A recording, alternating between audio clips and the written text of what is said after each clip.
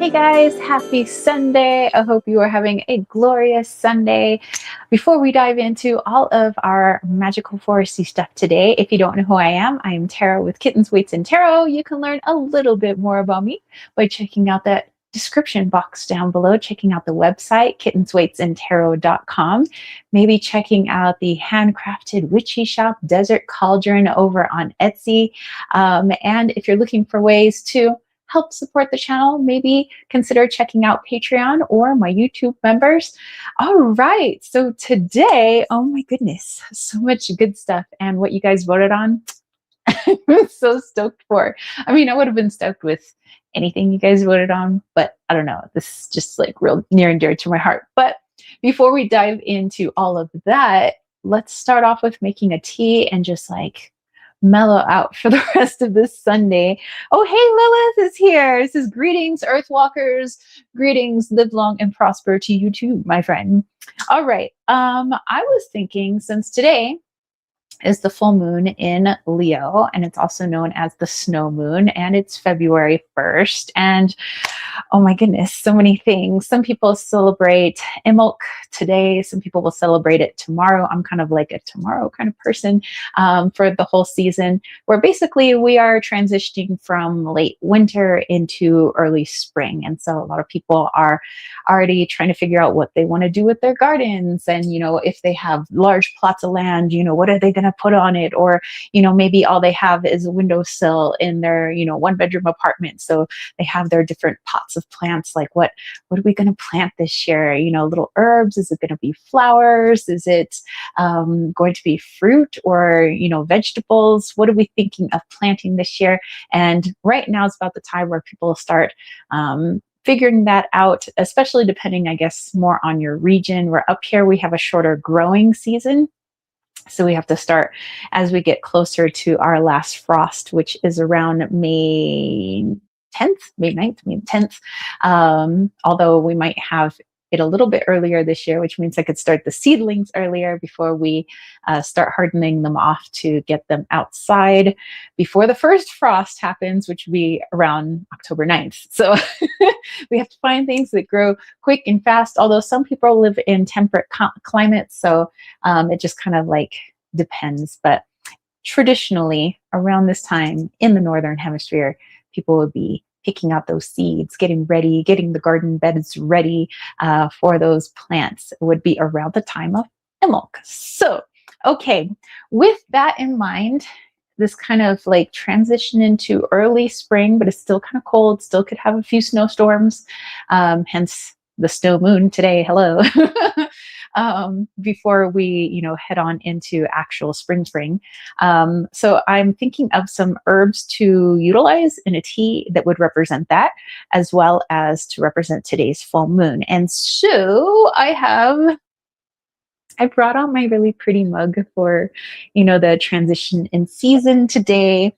And I thought of doing something with milk because I'm really liking the raw milk that we've been getting. I'm just, it's doing wonders for me, for my skin and everything. So, plus I feel that kind of coincides with, you know, this early spring, you know, that maybe some of the animals would be milking at this time, or at least getting ready to.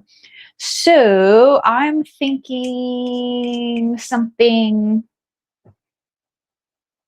I don't know, maybe with a little bit of tang to it, maybe a little bit of red to it, maybe because I'm wearing red. I don't know. It's just heart chakra and perhaps root chakra galore. Let's go with hibiscus. I think that would be fantastical. I'm just down here looking for my hibiscus. There you are, my friend. All right. Check it out. Hibiscus for the win. Okay, so we're going to put that in our little tea here. There we go. I would say maybe about a tablespoon of hibiscus flowers. Okay. let's stay within the red realm and let's actually do some roses. So I have a few roses in here. Hey, love for the win. Actually, I had made a essential oil spray. There we go. About a tablespoon. It was called Love for the Win. And I still sell it in my shop, actually. It's not on my Etsy shop anymore. It's in my website shop. So check it out if you're interested. What else am I thinking? Calm, relax. What goes with roses? Apples. Chamomile. Oh, okay. Let's do it. Chamomile, where are you? All right, our little chamomile friend. Oh. Okay. Tablespoon chamomile. Look just about like that. Marvelous. You know what? I'm feeling a little spice, especially with that Leo energy and kind of like the reawakening of the earth. Although we might have a few more snowstorms, crossing fingers. I know some people on the East Coast are like, please, no more snow. You know what? Give me all that snow, all of it. Just send it my way. I'd be more than happy. So anyway, let's go with some cinnamon. As we think of that fiery energy, things starting to awaken, start to plant those seeds. So I'm going to go with just maybe like a teaspoon of cinnamon. That should be good. Okay. And then that way I feel everything would get smoothed out, especially the tanginess of the hibiscus when we put the milk in it. So let me go get my water, which I believe is finished.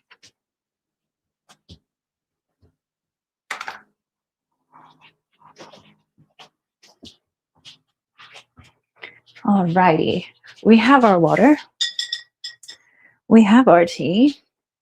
Let's go ahead and have a party. Party, get it?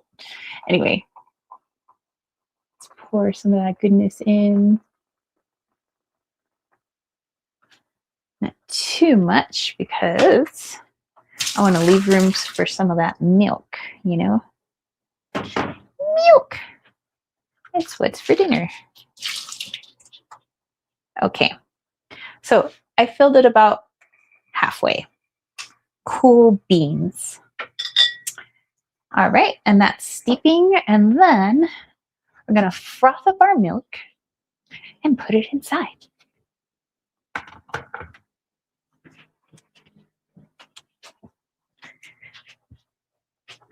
All right, and let me know, do you guys have a particular tea blend you are utilizing for today, especially, you know, February 1st, snow moon? So let me know maybe hot beverages you're diving into, or if you're in the Southern Hemisphere and you're looking to cool off, do you have any cold brew tea recipes that you're utilizing? So do share, do share. Lila says, I saw someone make moon milk for Imbolc with chamomile, lavender, pea flower in powder form and mix it with warm milk and raw honey and blended it after. Oh, that freaking sounds so delicious. You know what? I was kind of contemplating putting lavender in there, but I was like, I went with the hibiscus instead. But maybe tonight I'll have to try that out. So it's chamomile, lavender, pea flower. Okay. And then powder that stuff up and warm milk and raw honey. I can remember that. I will do this. I'm doing this tonight. Okay, so let's get our raw milk and our handy dandy little frother. Great Christmas gift. All right, so we're just doing a little blend ski.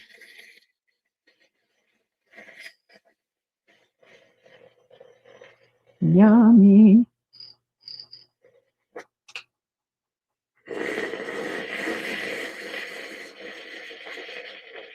Gotta really press that button down.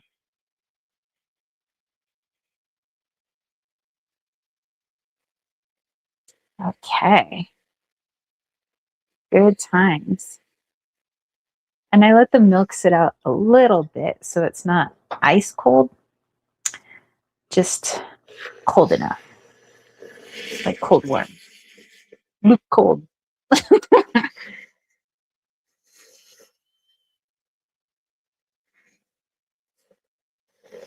Okay, that seems pretty good. So I'm gonna pour this in.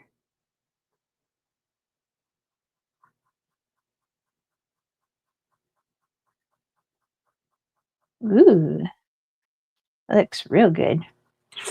I might have to drink what's left in the glass. Mm-hmm.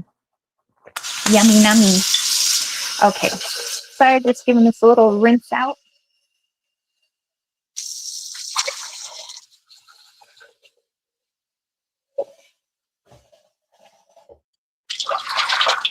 And I think I mentioned in a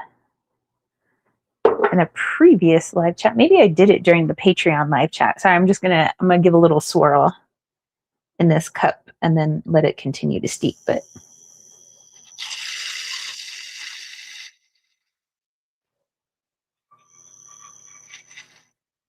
okay. All right, cool beans. Let that continue to steep. All right. You get your steep on, my friend. But yeah, we've been getting this raw milk from family run business where they have like raw honey, honeycomb, um, hatch beans. They have eggs. You can get a dozen or 18 pack of eggs and then raw milk. And it's like $5 for a half quart, but you get a $3 return if you return their bottle. So it's like technically it's like $2 for a half quart of milk or a half a gallon of milk, which is pretty good. Plus it's straight from their cow, which is amaze balls. Let me see. Lilith says, "What's in the star container?" Oh, you know what? My sister had asked me about that because I took a picture of my little my little apothecary here for my sister, and she was like, "Oh my gosh, what is in the star in the heart container?" So I actually keep Yerba Santa in here. Smells so good. It's like I had gotten these cute little containers. It was a little heart and a little star, a gift from somebody. I was like, "What am I going to do with these?" And I went, "We're going to put herbs in them." So I have mugwort in here and I have Orba Santa in there. But good stuff, especially good for making salves and whatnot. And Lewis says, "Ooh, and what's in the heart one?" Okay, well, answered your question. Says, I ordered lotus flowers to make tea. I'm curious what they'll be like. Oh, lotus flower tea. Oh my gosh. Like the tits when it comes to meditation and sleep and peace and freaking crown chakra to the max. Let me know what your experience is going to be because that's going to be freaking awesome. And Costalini said, "Lucky, I pay $12 a gallon." Well, you'd probably have to move to the White Mountains, my friend, where it's a little bit cheaper, just buying it off of the families, you know. All right. So let me put this down here and let's take our tea into the other room. I'm gonna go put some stuff down so I can take you guys with me.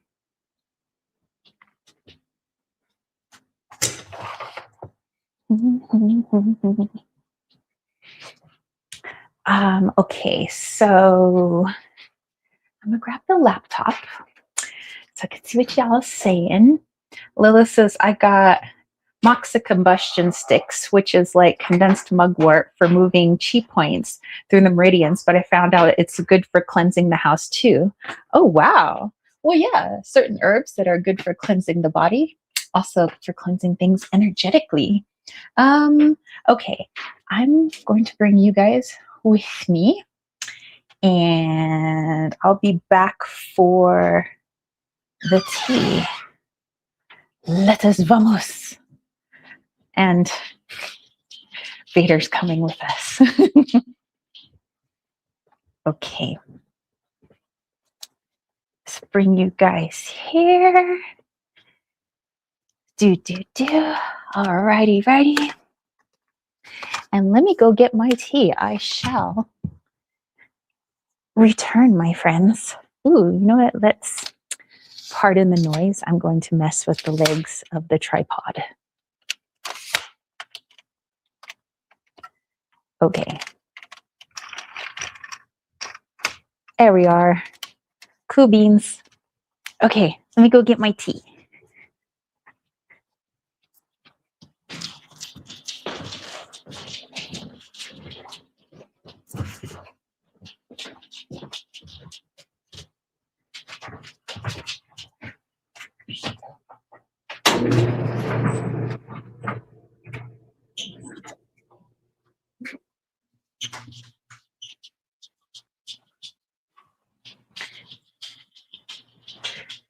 Okay, here we come, Vader and I.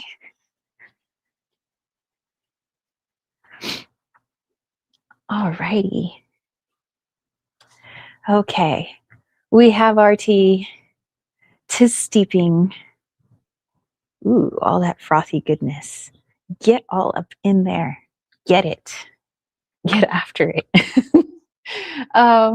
Okay, so I wanted to show you, I don't know if you can see today's little altar, just like for February, for the season of Imbolc, but I have a little floating flower in there, a little blue flower, just kind of representing the change in season. I was thinking it would be fun later if you guys would help me maybe put together a little incense to place in my dish, just kind of representative of the energy right now. And I have some very calming crystals there. So I have my rose quartz, howlite, mangano, calcite, and why does that name escape me? It's very fibrous. Oh my gosh, I have totally forgotten. Shame on me. My little crystal is like probably so sad right now. You know what? I'm gonna have to pull that crystal out because it's going to bug me, and I'm gonna be like, "What the heck, man?" Okay. That crystal is scolasite. Okay, yeah, that's my scolasite crystal up there. And I also have Larimar, and I figured those were all just like heart chakra, throat chakra, calm, peace as we transfer from, transition from winter to spring, just slowly but surely. So I thought they were good representations of that energy, but I thought it would be fun to go ahead and light our water candle. So this is like a little blue floating flower. Just a nice juxtaposition of fire and water. So this little guy can come chillax right there. And yeah, I might end up putting down our blinds real quick. Okay, well, here I am. I am back. Okay, let's go ahead and taste this tea out, although I may need to let it steep a little bit more. But also let me know, what do you guys have planned for this like change in season? So maybe, I know not everybody is a gardener, a horticulturalist, so, not everybody's making a garden right now, but, just in terms of planting seeds, metaphorically speaking, like what seeds are you guys looking to plant? Or are they things that you have not wanted to speak aloud yet, but you have written down? So you could just say you've been writing down some things. You don't necessarily have to share, but if you would like to, go ahead. Okay, so I'm just going to take this out of here and see how we did. I'm just going to have a little sip.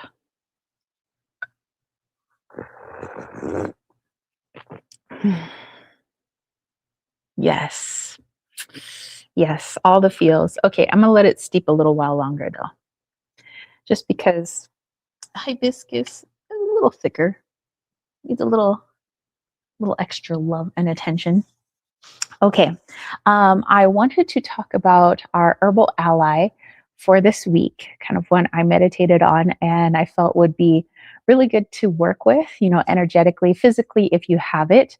And then afterwards, dive into what you guys voted for this Sunday live chat.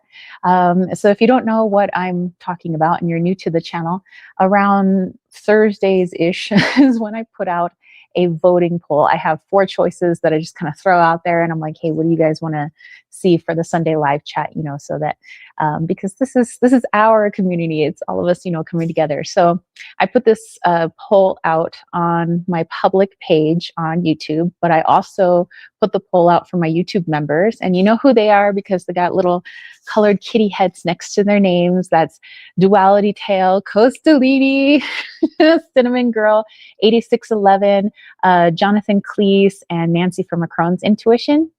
Love you guys. Thank you. Thank you. So they get a vote. So technically, if you are a YouTube member, you can vote, and then you can vote again on the public page to really get it in, like, like this is, I'm going to sway the vote. I'm stuffing the ballot box right now. And my patrons also have that opportunity as well. So I post that voting poll over on Patreon, and my Patreon homies, thank you so much. I hope you are enjoying some of the goodies that already came out today. And there's a few more things that will be coming out later in the week for all of my different tiers. So for Coyote and Raven, I put out a monthly meditation for them. Plus, they get weekly blog posts, just things on animal medicine, plant medicine, musings, things like that. My Muse of the Mountains, I have a channeled poem that I make for them. I also channel some music, so based on kind of the vibration that is needed for them at that time. So it's a personalized song, either using my drum, flute, who knows, whatever it is that I'm called to that month. So they have some special things coming out this week. Also, my Keepers of the Medicine, I make something. There's a little handmade item. It's different for each person because it's just based on their energy and, what they need. And it's just a little tangible representation of the energy that they're either moving into, moving through, or they will be, going into, or just something they need right now for their journey. So yeah, lots of different stuff going on over there. So thank you to Linda and Sugna Baby and Casey Gritter, Joel and Oz, Palu, Brandy, Brian, Lily, Crystal, Easy Does It, Dana, Jamie, and Ashley. So thank you, thank you, thank you. Love you guys. Okay, so like I said, before we dive into what it is you guys voted on, which was Native American Medicine 411. So an overview, not of how every tribe does the Native American medicine, but just kind of a generalized overview, kind of based on my ancestors and, at least what I know of our friends in the surrounding reservations. So I will be sharing that with you guys. Feel free to take note if you wish, but I would like to dive into this week's Herbal Ally. And so let me go grab our Herbal Ally because I left them in the other room. I know, shame on me, right? But we're going to be hanging out with passion flower. Ooh. Okay, I'll be right back. Let me go get my passion flower. Passion of the flower. Vader, are you going to fetch my passion flower? You should. Everybody would be so impressed. Okay, let's get our passion flower. Ta-da! Here we go. Okay. Do do do do do do. Mana mana. Do do do do do. Phenomena, passion flower, boom. Duality Tales said, hey, how are you, my friend? All right, so passion flower, passion of the flower. This is what my dried passion flower looks like. It looks a lot more dull than how it looks in its growing phase before it has been dried out. It's these beautiful shades of purple and lavender and white. And there we go. That's one example of them. We have a couple of different types of passion flower. There's another type. So the two types that you just saw on the screen, those are the ones that we most often use for medicine and things like that. So their leaves and sometimes their flowers are utilized. This one is actually passion flower leaf, hence why it's just the dried green stuff.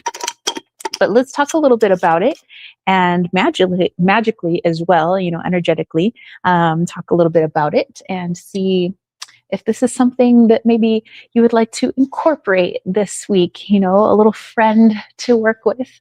And if you live in an area where you're like, what, passion flower just isn't native to this area, it's really hard for me to obtain, then no worries. Remember that everything is energy. So you can always go into meditation, call in passion flower and be like, hey, I would like to work with you. What is some medicine that you can offer me? And then how would you like me to aid you? Would you like me to, go out into the forest and, tend to it a little bit, maybe turn up the soil a little bit, or, just some form of giving back to our herbal allies, the creator's herbal allies. So, okay, I think this is about steeped enough because I'm looking forward to sipping this now.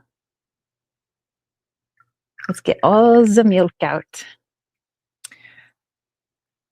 Lilith says, oh, hey, I have one of those. Oh, really? Very nice. That's freaking awesome. Okay, that goes right there. Let's have a little sipski.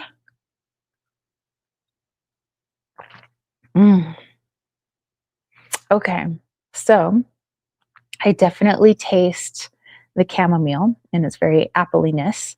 Cinnamon pairs so well with chamomile. It almost tastes like oatmeal. But I feel I taste, it's like not so tangy, but it's a smoother version of the hibiscus, which is really nice. And I feel that it's just so calming. So if we would like to take just like a collective breath right now, that would be awesome. Just, yes. Woosah. Liz says, yeah, they are nice and viney. Well, we don't have wild passion flower growing around here, but people can grow passion flower. So they are in people's gardens, and they do sell it at our local herb shop. I have mentioned them before, Sunshine Herbs. They're not a commercial business, so you're not going to find them in any other state or city except up here in the White Mountains of Arizona. And they just have on hand whatever it is they can get their hands on. So they have a garden, and they sell a lot of their stuff there. They also have friends who, around the area, they make their own stuff. They have their own herbs, they dry them out, and they sell them at the shop. And of course, they buy from some, I wouldn't say bigger businesses, but more ethically run businesses that, cultivate not massive farms, but a good amount of harvest each year, and they sell their plants. It's good stuff. Anyway, this tea, I dig it. Okay, let's talk a little bit about passion flower and see how it can aid us this week, and also where the message is within understanding passion flower this week. And I really love doing that, and I would love feedback from you guys. Instead of doing the weekly reading, just kind of tapping into an herbal ally that represents the energy for the week and helping us to move through that energy, and we're all going to need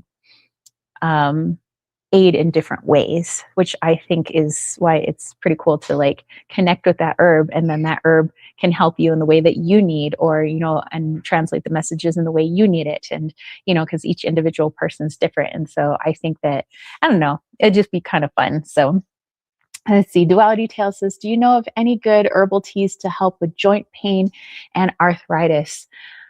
Anti-inflammatory, my personal go-to, anything anti-inflammatory, whether it's because I do get sometimes pain in my knees, especially when it gets cold, and that's ginger and turmeric. And if you want to put it together, especially in a chai tea, it's freaking the bomb, man. So if you didn't just like drinking ginger all by itself, I would suggest maybe a chai tea that's a little heavy on the ginger, because that has that turmeric in it. And turmeric's actually a really, really good, it's an antimicrobial, antibacterial, it's an anti-inflammatory. Ginger, also anti-inflammatory, but really good for moving stuff through the body, so digestive, but helping to promote kind of like peppers do, or peppers actually also good anti-inflammatory. So if you wanted to add a little bit of cayenne to an already spicy chai, you could do that as well. But think of the things that are considered spicy foods, the things that have lots of spice in them. You might think that that's counterintuitive, that, well, if it's spicy, it wouldn't help to decrease inflammation and pain, but actually that's exactly what they do. So the things that are hot to the tongue, for the most part, I'm not talking hot candy, but but things like peppers and ginger and cloves and things like that. All of those are really, really powerful anti-inflammatories, which would really help with joint pain. So whatever else that you're doing to help alleviate that pain, I think that would be something cool to kind of add into your daily, is maybe some chai tea, something heavy on the spice, really heavy, like spice. Let's see. Venetian Priestess. Well, hello. How are you? Says, hello, loves. I have a jar with turmeric, ginger, and lemon juice. I eat that every morning and it helps so much. Wow, that's a really, really good elixir. Turmeric, ginger, and lemon juice especially. Really good stuff. So thank you for sharing that. That is awesome. Yeah, that's good stuff there. Okay. So let's have a little sip here. And I have a couple of books here as well, actually 3 books. I have one by my leg over here. And we'll learn a little bit about passion flower. And then when you sit with it in meditation this evening, or just kind of sit with the energy and kind of do a little intentional call out, like, hey, passion flower, hello. How would you like to help aid me this week? And how can I aid you? So we can have this working symbiotic relationship, which eventually will segue us into Native American medicine, because it's all about that symbiotic relationship, that we don't just like grab an herb and be like, you work for me now. This is what you're doing for me, but more, we are stewards of the land. So I need to help the plant. The plant helps me. We help each other, things like that. Okay, so let's learn a little bit about passion flower.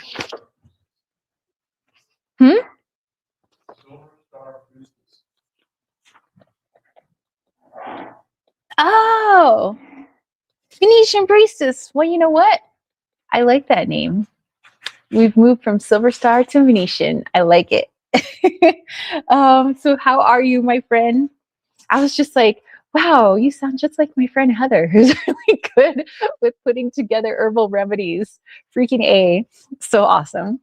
Okay. So in my book here, this is called Native American Herbalist Bible. So if you guys wanted to look that up, there are used versions of this, and I think you can find it on Amazon. Amazon, that used to be originally a place for buying books, but of course it's grown. All right, so there is a little section in here about passion flower. You guys saw a few pictures on it. This is the black and white version of that picture. Okay, so let's see what this book has to say, and then there's a couple of other books I want to read from. Okay, So the top part of the passion flower plant is used to make medicine for sleep problems, anxiety, gastrointestinal ailments, nervousness, and withdrawal symptoms from narcotics. It is equally beneficial for asthma, hysteria, seizures, nervousness, irregular heartbeat, and high blood pressure. It can also be used to treat skin burns, pains, and swelling. Well, that is quite the powerful herb, eh? um, Venetian said, I'm good, just working, listening to your beautiful voice. Aw, thank you. Every time I listen to my voice back, I'm like, but we always sound different in our own head, I guess. Lila says, I've learned recently that according to traditional Chinese medicine, most aches and pains come from having too much dampness in the body. Spicy food would evaporate that. Makes much sense. That does make a lot of sense, actually. And she said, might be something to look into. Well, I definitely will. I think I've sort of looked into a bit from Chinese medicine, mostly when I was looking into acupressure and acupuncture when I was working with my friend May. But I would like to look into it a little bit more, because I think the more we can learn from different cultural medicines, the more we could see similarities, and also, have them all work together, which I think is great. And we'll talk about that when we get into our Native American medicine. Okay, passion flower. Its extracts are used in the food and beverages to flavor them. It can be used in combination with other drugs to help with tranquility and relaxation. You can combine them with hops, skullcap, kava kava, valerian, and German chamomile, which we're just having some chamomile is in there. The chemicals found in passion flower help with calmness, promoting sleep, and relieving the body of muscle spasms, if that's something that you are afflicted with. One study found that it is as effective as benzodiazepine drugs, but the only difference is without the drowsiness of benzodiazepine. Passion flower may also help with helping you to stay emotionally balanced, and it helps in an exceptionally beneficial way, it says. Nonetheless, if you suffer from exaggerated emotions, this is by far one of the most efficient home remedies to deal with anxiety and should be a part of people's daily regimen. And that is one of the many herbs that Native Americans like to utilize, hence why it's in this book. So that was according to a Native American author. But I want to read a little bit from here too. This is Rodale's Illustrated Encyclopedia of Herbs, if that's something you want to check out. I got this book used. I think it was like $3, like score. And I got this at the thrift store. Might have been even $2. It was $2 or $3. Whatever it was, it's well worth more than $2 or $3.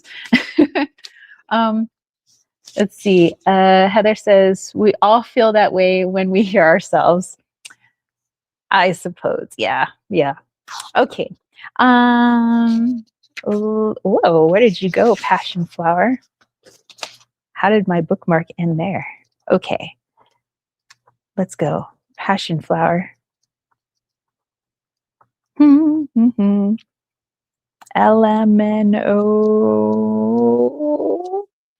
Passion flower. Okay. I was like, what the heck? My bookmark moved on me. Quite auspicious. Okay, so here we go. All about passion flower. Our little friend right here, who's just going to chill out there. Okay, what shall we read first? Okay. Passion flower, known as Passiflora incarnata. The association of the passion flower with Christ dates back to Spanish colonial days in South America during the early 17th century. Jesuit priests and other explorers from Spain and Italy professed to see symbols of the crucifixion in the plant's blossoms and interpreted this as divine assurance of success in their efforts to convert people to Christianity. The 5 petals and 5 sepals of the flower represented the 10 faithful apostles. Absent are Judas, the traitor, and it says Peter, who denied Christ. The dramatic corona resembled the crown of thorns that Jesus wore. The 5 stamens represented Christ's 5 wounds, and the curling tendrils symbolized the cords used to whip him. And the leaves were thought to represent the hands of Christ's persecutors. The missionaries also were encouraged by the fact that the people that they were trying to convert relished this fruit. Many intricately detailed illustrations done at the time made these associations even more realistic. Interestingly, the plant was unknown to the civilized world during biblical times. Passion flower has long been used as a calmative agent and sedative. The early American natives applied the crushed leaves as a poultice to treat bruises and other injuries. That's why I said it was in our Native American Bible there. They also brewed the woody vines and drank the tea to soothe their nerves. Passion flower also has been reputed to be an aphrodisiac. And in fact, the uninitiated might think the name is derived from that reputation. Ooh, passion flower. The devout missionaries who discovered the herb, though, would probably not have appreciated this exploitation of their beloved plant. This is passion flower is also known as maypop, an intriguing name of unknown derivation. Okay, so let's take a look at some of the uses.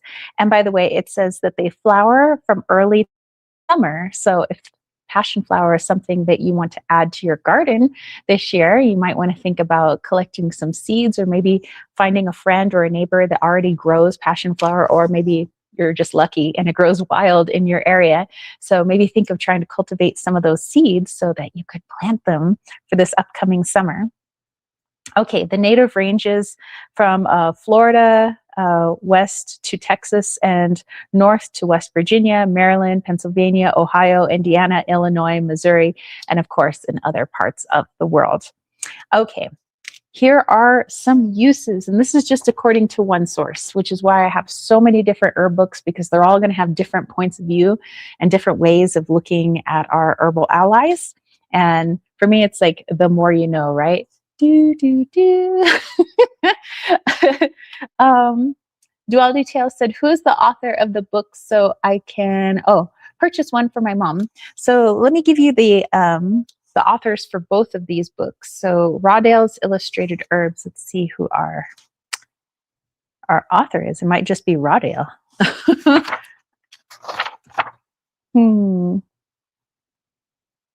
Yeah. So there are different editors and writers for this book, but basically, I think if you just typed in the name, you'd be able to find it. So as for this one, it's Rawdale's Illustrated Encyclopedia of Herbs. And then the author of the other book, Tatanka Luta, which is right down there. Tatank, and then Luta, Luta. And it says Native American Herbalist Bible. Alrighty. Okay. So uses according to this one book here for passion flower. Tennessee's state bloom has several interesting properties. It is the flower of Tennessee. Okay, passion flower extract derived from the flowers and fruiting tops of the plant has a slightly narcotic effect when taken internally. Throughout the last few centuries, it was used as a tranquilizer to treat tension, fatigue, insomnia, muscle spasms, and even hyperactivity in children. Smoking passion flower was supposed to impart a marijuana-like high. Interesting. And of course, we know that it's also used to help wean people off of substance abuse. Passion flower extract was listed in the National Formulary as late as 1936, but since that time has fallen into disuse. Not today, man. Although it is not recognized as safe or effective in the United States, which that has actually changed. You can find it quite readily in not just like head shops, but in a lot of herbalist places. You can find it online and passion flower tea pretty easily. Plus, this book is like 40 years old, so some things may be out of date. But that's why I like having lots of different books. Okay, so according to the Honest Herbal, a particular book, it says it continues to be incorporated in quite a few sedative, hypnotic drug mixtures marketed in Europe.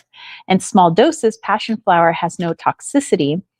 For medicinal use, you can add a half to 1 teaspoon of the dried herb to 1 cup of boiling water.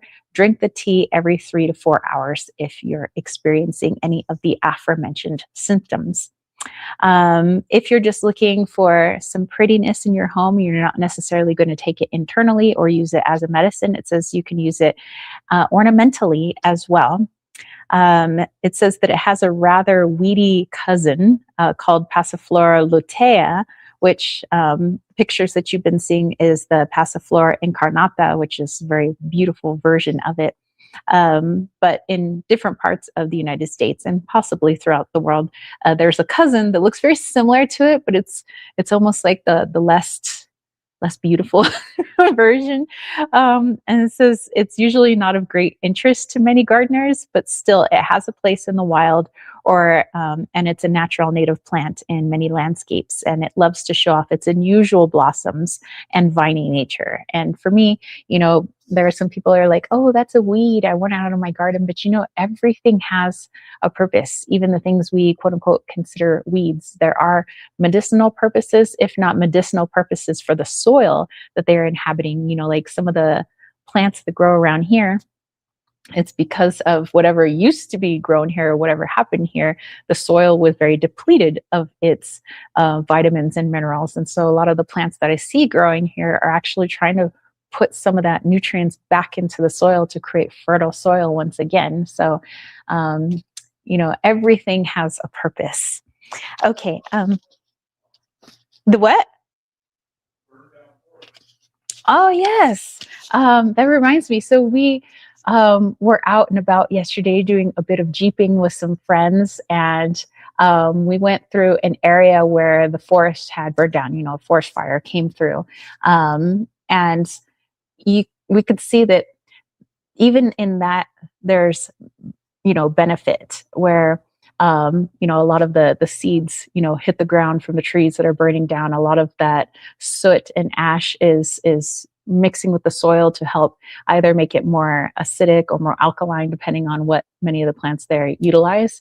And we noticed that amongst all these burnt down trees, there was hundreds or more, maybe even thousands of tiny little pine trees already starting to grow. So, let's say 50 years from now or more, it's going to be a huge lush forest. So, even when we think that land has become barren, due to forest fire, or maybe there was overgrazing or something by certain animals, or maybe some people moved in and they just totally just beat the heck out of the land, that the land always finds a way back. Mother Nature will always find a way back. And so even when it seems like all is lost, there's all these little plants that come back and grow no matter kind of what happens to it, and just shows the resiliency and I guess how it connects to human nature as well, that we too can be as resilient as nature around us,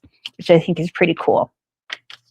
Okay, let's see. What else did I want to say about this plant? That should be good. Okay, so then let's take a look at what some of our magical practitioner ancestors used to use passion flower for, and then maybe come to an understanding of how this might aid us this week. Okay. Okay, so passion flower, and this is according to Cunningham's Cunningham's Encyclopedia of Magical Herbs. Ta-da! By Cunningham, Scott Cunningham. Okay, passion flower, also known as grandilla, maracoc, maypops, and passion vine. Okay, many felt that the energy associated with that plant was for peace, for sleep, and for friendships. This is contrary to its name. The passion flower is placed in the house to calm problems and troubles and to bring peace. So some people like to use it just for its energetic properties. So they like to bring a plant into the house, just like I believe Lilith was talking earlier about getting lotus flower tea. I feel that it has not exactly the same properties as lotus, but in terms of tranquility, I think it's very similar. So, maybe we can't have like a bunch of lotus blossoms in our home, but we can have some passion flower, if it does grow in your area, or it can be cultivated in your area. So you could do that if you're just looking to bring a little calm into your environment. And says many people also carried it to attract friends and great popularity. Ooh, well, I mean, just look at how beautiful that flower is. I mean, you're going to attract some sort of attention, right? And also placed below the pillow can also aid in sleep, just like our friend lavender, which a lot of people like to place lavender under the pillow. But, passion flower actually smells pretty good too. I myself prefer lavender, but I am not opposed to putting the sweet smelling passion flower under my pillow. So maybe that's something you could utilize as well. Okay, so thinking about all the ways in which passion flower is used, helping to just kind of calm and helping to detoxify the body, bring tranquility, bring more restful sleep. Perhaps that is an energy that we can look towards this week. Maybe we can ask ourselves, have we been just a little overly too excited about the new year and we've just been go, go, go, and you haven't gotten enough sleep? Or maybe just your environment, surroundings, things maybe making you feel a little more anxious or tense, then maybe passion flower is something you want to work with while you get to the root cause of what's actually causing some of that, anxiety or worry or having trouble sleeping. Or maybe you're like, well, it's just because I stay up really late and I really like staying up late. Well, okay. But sometimes, if there's a major change in the sleep schedule where like you used to go to bed every night at like 9 p.m., yes, hello, we all go to bed at 9. But all of a sudden, just like recently, you decide you're going to bed at like 2 a.m. So what shifted, what changed? And it may not be that there was something that was triggered, but it could be that maybe you're integrating something. Maybe there's some sort of thing going on energetically or even physically.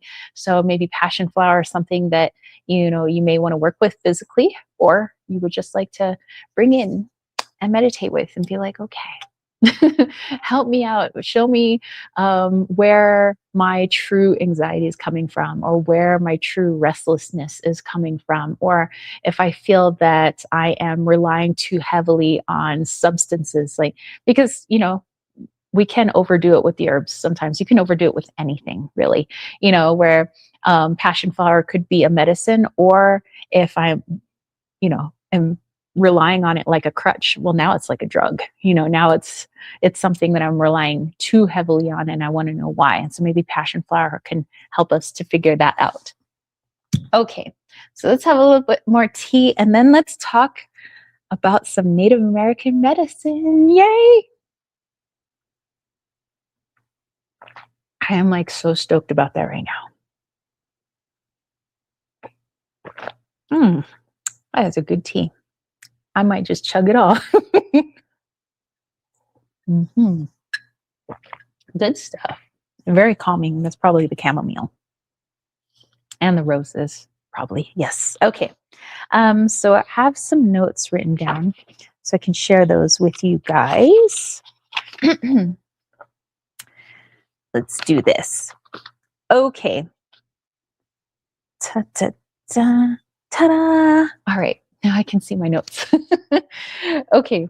Duality Tale says, do you think that natural remedies can achieve the same goal as pharma companies if you think of mind over matter in the modern world?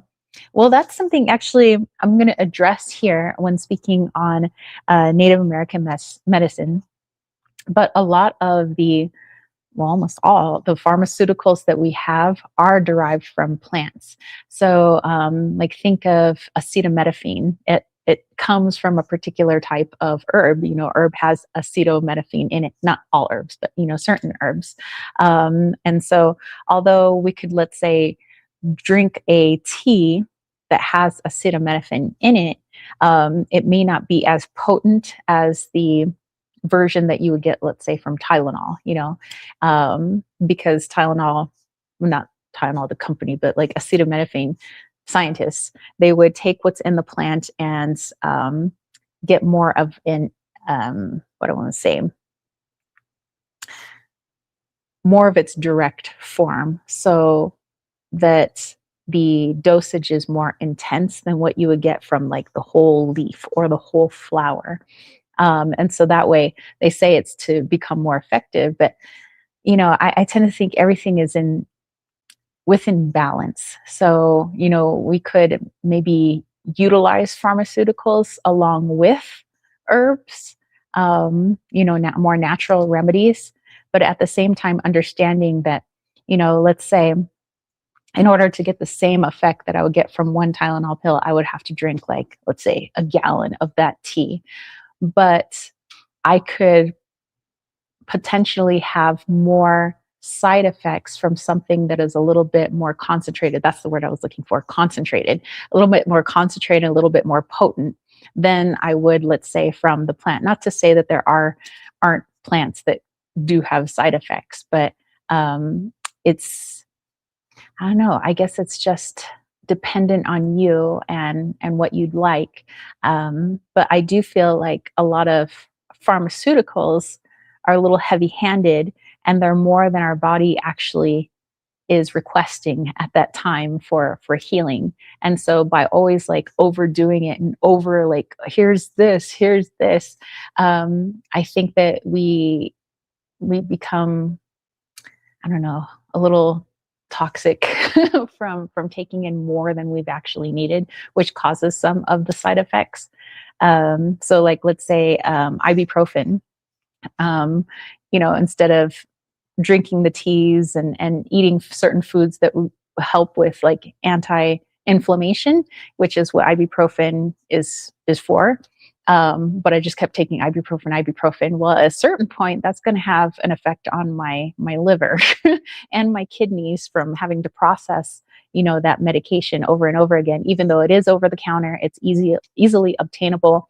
But you might say, well, I need like 800 milligrams or 1600 milligrams based on like a really deep pain that we have. So as I'm going to get into with Native American medicine, they would look at it and they'd say, okay, so we're going to help you, treat that pain. But at the same time, we have to figure out where the pain is coming from so that we don't have to give you such heavy doses of things, such concentrated forms of medicine. Like let's work on it in two ways, like spiritually, but let's also look at what's going on with you physically. So that is a great question. That is a fantastic question. Thank you. Let's see. Do, do, do, do. Lila says 100% duality, mind over matter. Because duality was saying, so I suppose my question is mind over matter more important than the treatment itself? I would say mind over matter, but we'll get into that. And Heather says they only take parts of the plant when the plant is better and less harmful. And she says, I believe you need a balance as well. And Lil says, but also let's not forget that pharma is made from plants. Yes, so a lot of that stuff is derived from plants. It's just a concentrated form. So it's basically selecting only one part of the plant. So if, let's say, foxglove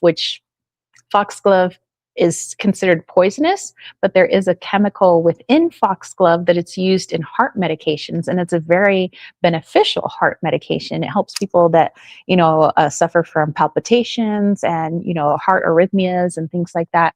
But in the wild, if you were just to take in foxglove, you would poison yourself. But so it is a balance of kind of like science and herbalism.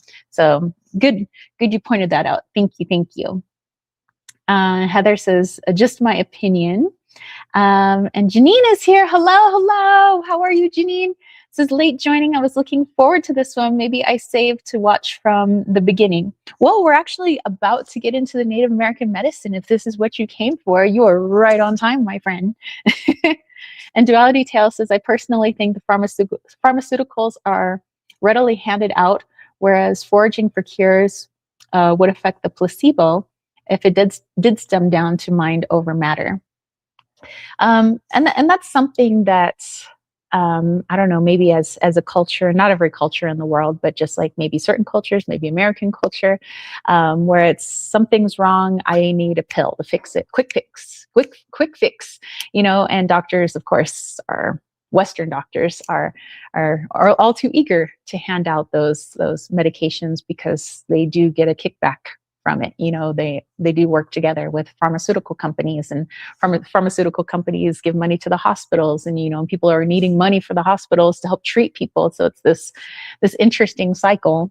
But I think everything in moderation. Sometimes people can take a little something that the doctor gave them, and they're using other modalities to help heal themselves, and that was it. That was what they needed. They just needed that little bit, some of that pharmaceutical, but also they did some energetic work, plus they did maybe some herbalist work, and found the core issue of what was going on and why it was showing up in the body. So I wouldn't feel good in saying that all pharmaceuticals are bad, and that we should move away from them, because like Lilith said, they do actually derive from plants. But I think to rely on them 100% for every ailment and not try to figure out why we have certain things happening in our body, that's where I feel like the imbalance comes from. And then, of course, when you take something over and over time, even an herbal tea, just because it's herbal doesn't mean it's always safe, but even over time, there could be issues with that as well.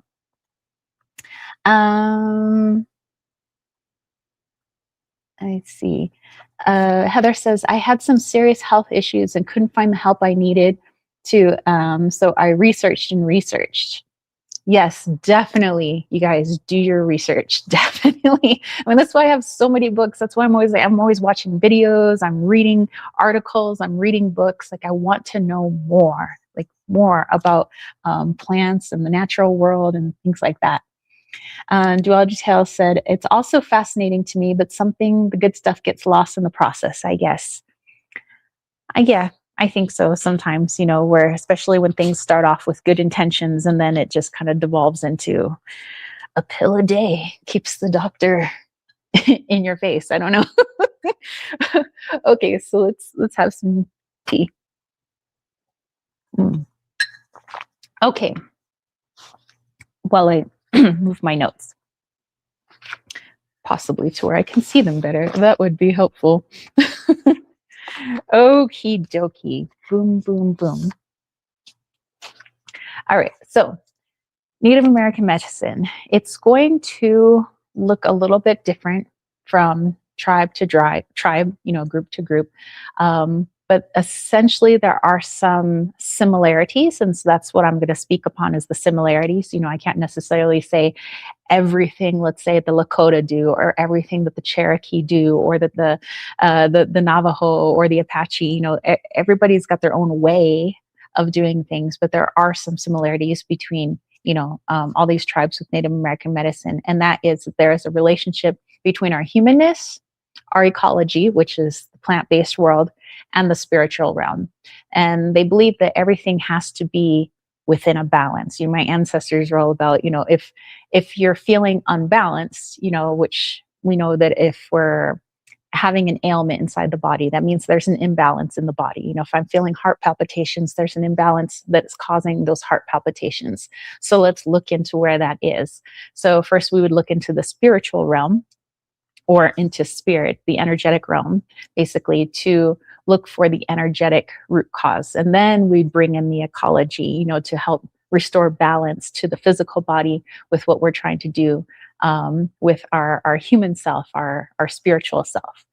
And so one way, or a few ways that they try to achieve this balance. Like I said, going in, trying to find the energetic reason, but they would utilize herbs, they would utilize ceremony and music and prayer and sweating. They're big on the sweat lodges, which is why on my property, to the east and to the west, there's these kind of circular outcroppings with just a little bit of sandstone left over from what used to stand there.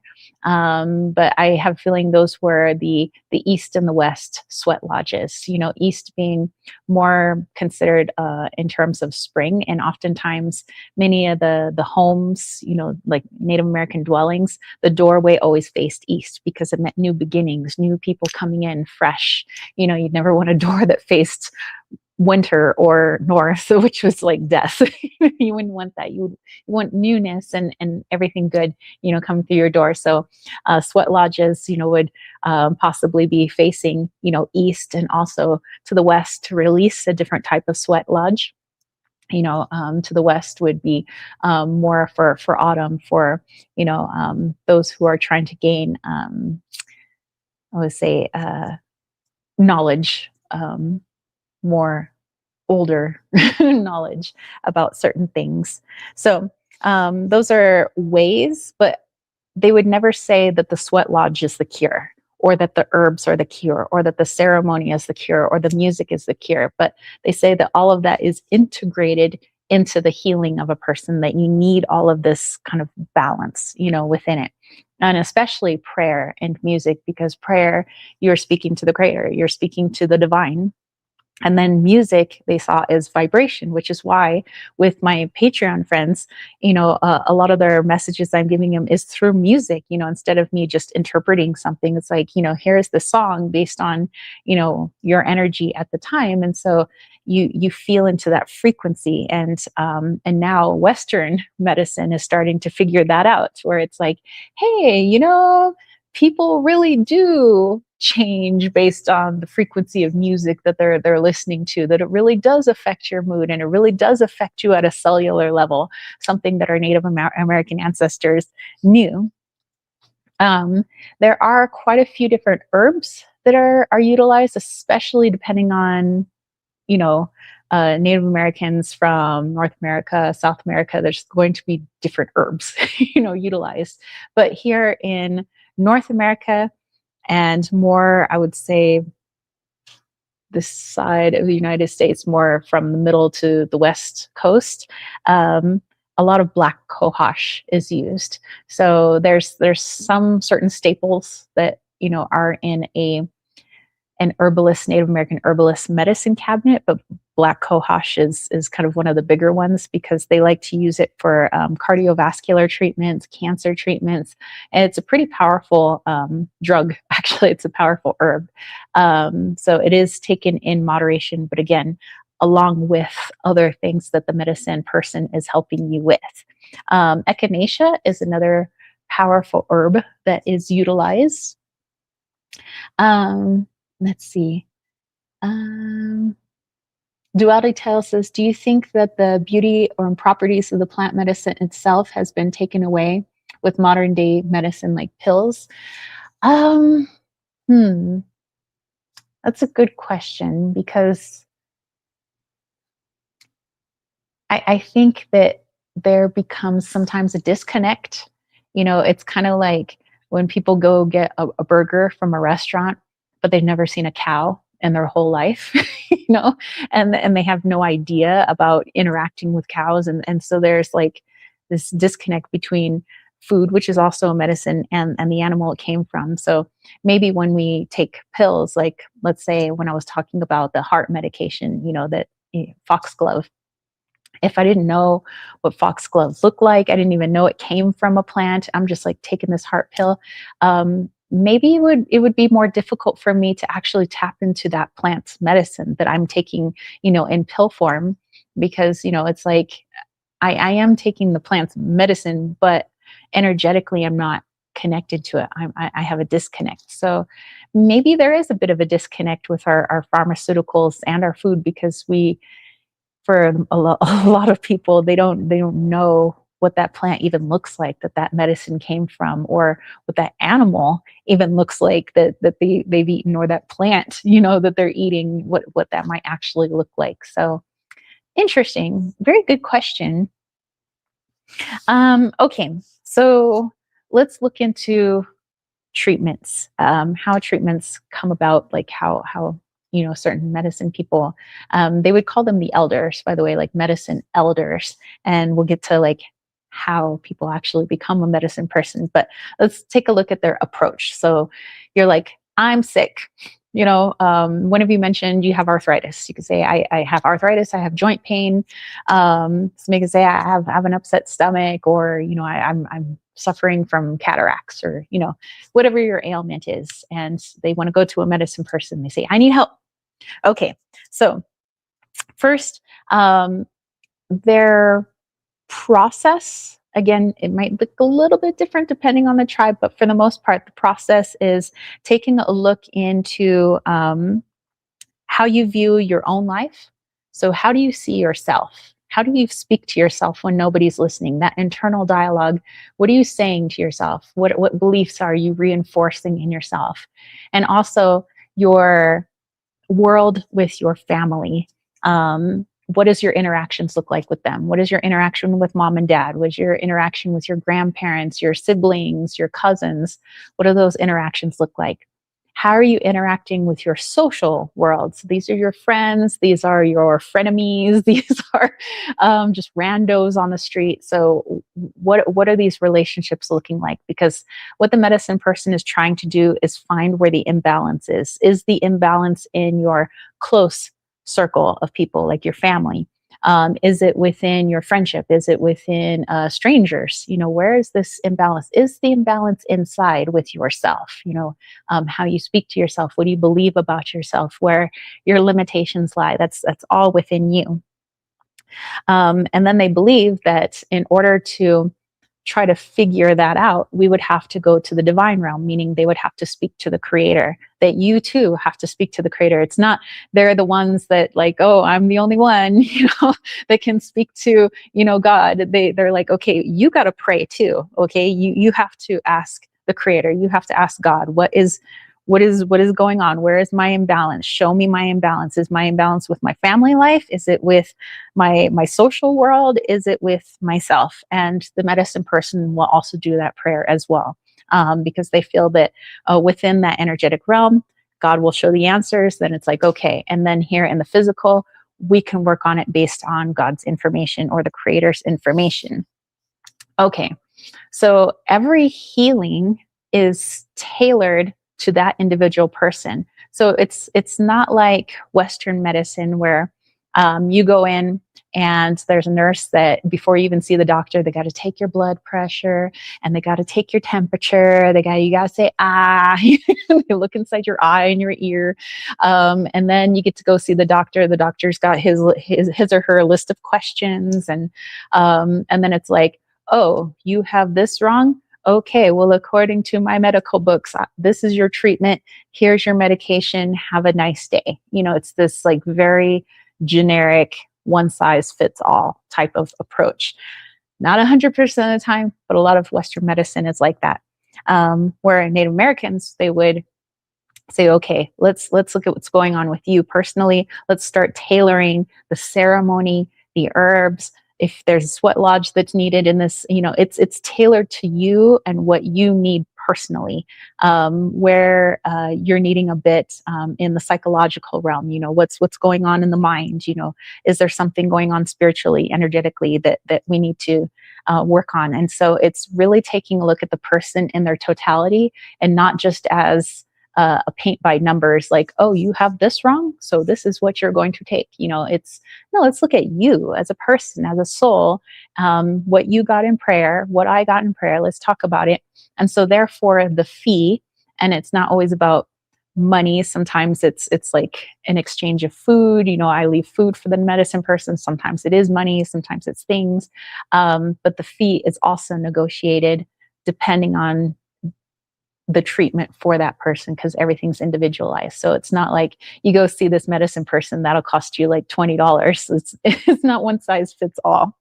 Um, Another thing is for medicine elders, because they were seen to be the literal keepers of the medicine, like they know medicine inside and out. And by medicine, that's not just plants, it's not just ceremonies, it's not just the ceremonial tools that are used, but they're really good at psychology and they're really good at understanding energy. So they have to be good in all of those areas.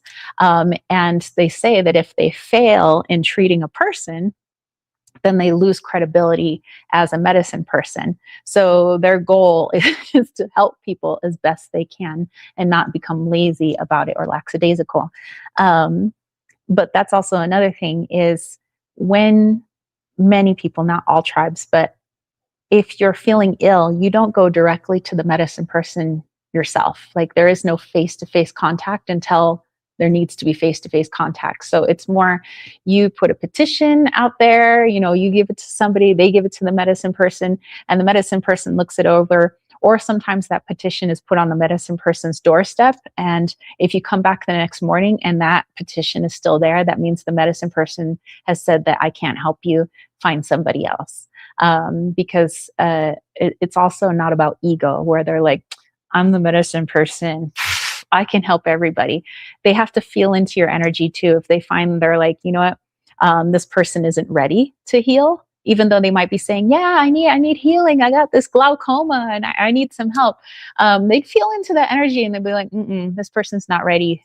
So if I were to just do it for the money and just help, quote unquote, help this person because they're asking me to help, that treatment would fail because the person on the other end, the person who's wanting help, isn't actually ready for that help. And so that's why they have to be very careful about who they're helping.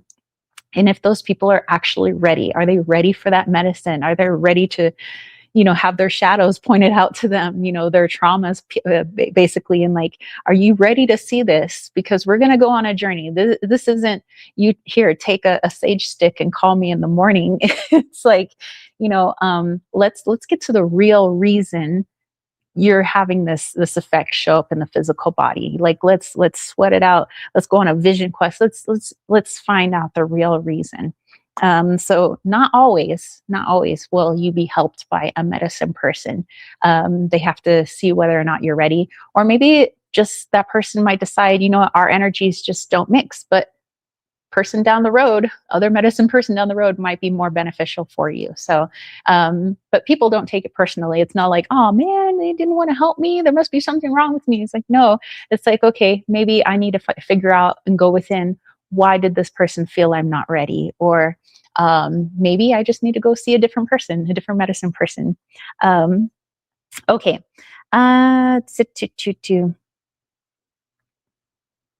Okay. So, let's say the medicine person looks at your petition. It's on their doorstep and they're like, I can feel within this writing and within the energy of the person who's wanting help that they are ready. They are ready for help. Okay. Yes. They bring it in.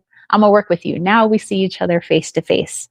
So there's a behavioral prescription that would be given to that person. So it's like a pledge. You have to, it's something to change your behavior, because they also believe that it's your behavior and your behavioral patterns that are contributing to why you're feeling dis-ease within the body. So let's change your behavior. So either you have to make a pledge, affirmation, some sort of selfless act, you have genuine repentance, maybe you have to go scale a holy mountain, but something to be like, I'm ready, like, let's do it. and I'm ready to change this behavioral patterns. So that's part of it. Another part is they would do a deep dive. It's time for a lot of self-inquiry. So you're going to be with this medicine person for a while. So I would say they're not taking on a lot of clients at the same time. This is a process. And so you might be working with this medicine person for a year, maybe 2 years, maybe more, just kind of depending on your personal ailment and what's actually at the root cause of that ailment. So there's a lot of self inquiry. Um, and also looking at whether you need to change your diet. It could be diet as well, that depending on our belief system and our energy towards ourself, we might be taking in foods that are matching that energy. So we got to not only change our behavioral patterns, but maybe we also have to change the things that we are taking to soothe or comfort ourselves that actually aren't helping. So there might be some diet changes. Maybe they might ask for more prayer, just connecting to the creator. They might offer herbs. They might also offer massage. There's a lot of hands-on approach with things. And again, a sweat lodge ritual, or maybe going on a vision quest. So it's this multi, dimensional way of healing. So let's find out your behavioral patterns. Let's find out what your diet looks like. What's your relationship to yourself? What's your relationship to your friends and family? What's your relationship to society around you? And what's your relationship to the creator? If any of those things are out of balance, then that's where we need to go. That's where we need to look. And then we go through ceremony, we go through these things, music, drumming, to get you in a state where you're ready to release that imbalance. Okay, let's take a look at what you guys have said. Let's see. Lilith says, I think they extract what they consider the effective compound within the medicine and not the rest of it, which is why I think it's vital to go back to the basics so we can get all the attributes of the plant which support the effective compound, if that makes sense. No, it does. It really does. Like I said, otherwise there's kind of like this disconnect. And even with passion flower, let's say they're just taking part of it to use for anti-anxiety medication, but think of all the benefits I just read off earlier, that there's so much more going on with this plant, that instead of just tossing the rest of it, there's a lot more that we could utilize it for and understand. So definitely. Heather says, absolutely. The first thing you ask, are you ready to stop doing what made you sick in the first place, basically? And if not, I can't help you. Duality Tales says, being from the UK, I can personally say that herbal medicines aren't as common as they would be to Native Americans. I'm trying to learn alternative medicines to help those around me. Well, that's wonderful. I mean, the more you know, basically. All I keep seeing is reading rainbow. The more you know, but really, that's true. The more you know, the more cultures you can read about and learn about. How do they, what do their societies look like? What do their diets look like? What are their belief systems? And so, what is the health of that community or country or group of people? What do their medicines look like? And I think the more we can look into that, the better we are to see ourselves connected to the natural world and connected to each other as well. Okay, so here are some theories with Native American medicine. So the main objective really is to alter the patient's comprehension of the world around them through a healthier self-concept, increased acceptance of others, and behavioral adjustment. So they need to be able to see themselves differently. Because if you see yourself the way you've always seen yourself, then you're going to live in the same dis-ease that you've always had. So this requires a change in how you see yourself, a change in how you see yourself connected to the world, how you see others, how you act towards others, whether you like them or not, and also, again, all those other things, changes in diet, changes in behavior. And so it's not just to treat the sickness, but the patient's overall attitude towards life and the world around them. So this is a huge deal. So that's why everything is tailor-made with a medicine person, and they need to be absolutely sure this person is ready to be helped, because it's a huge undertaking. You're basically helping this person see themselves for who they truly are. They're their powerful, beautiful soul self. And that can be really difficult to do, especially if people aren't ready to see it. If somebody's like, man, my, I got cold sores, oh, I'm suffering from cold sores. Help me.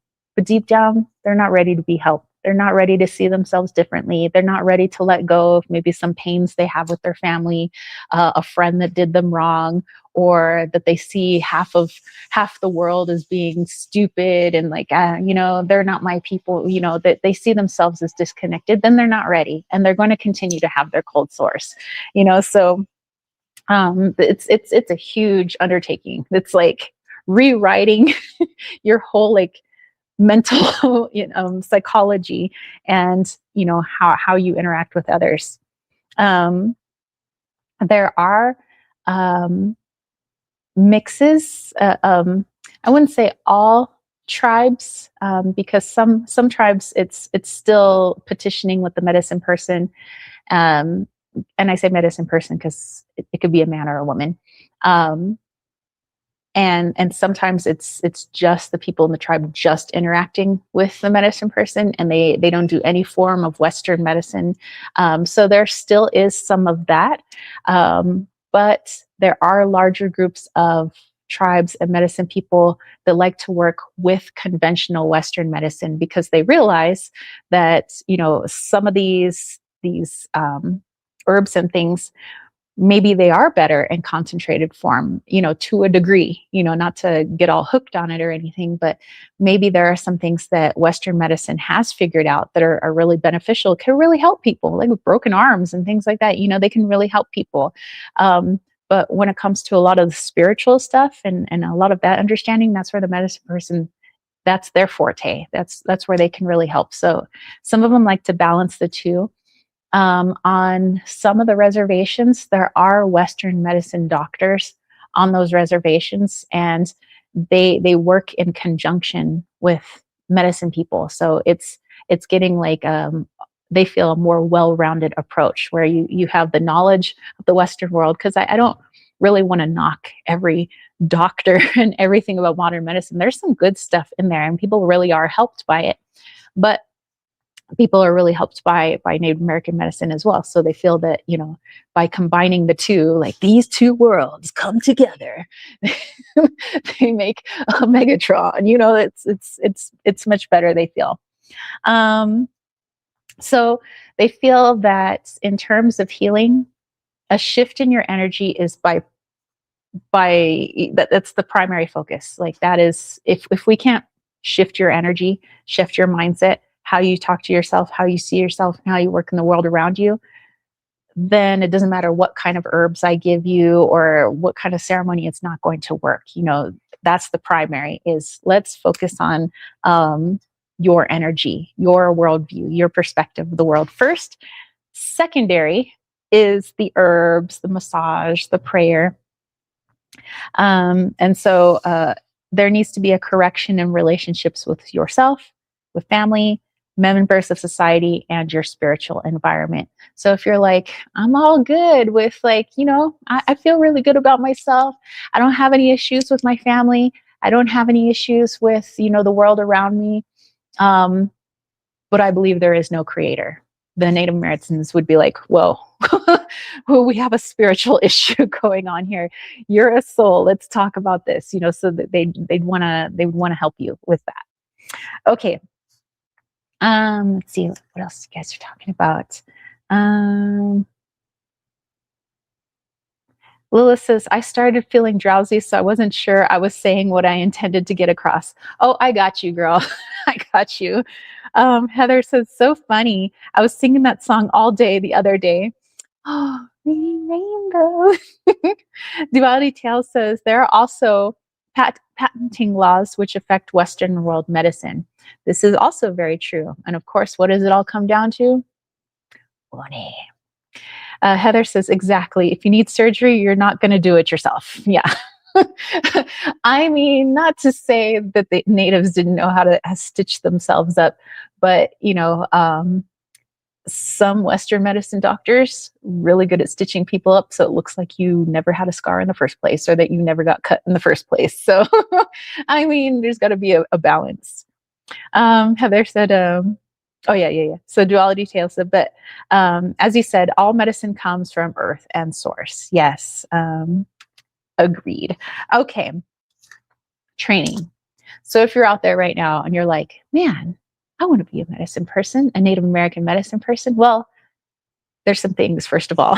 So with Native American medicine, um, it's still an oral tradition.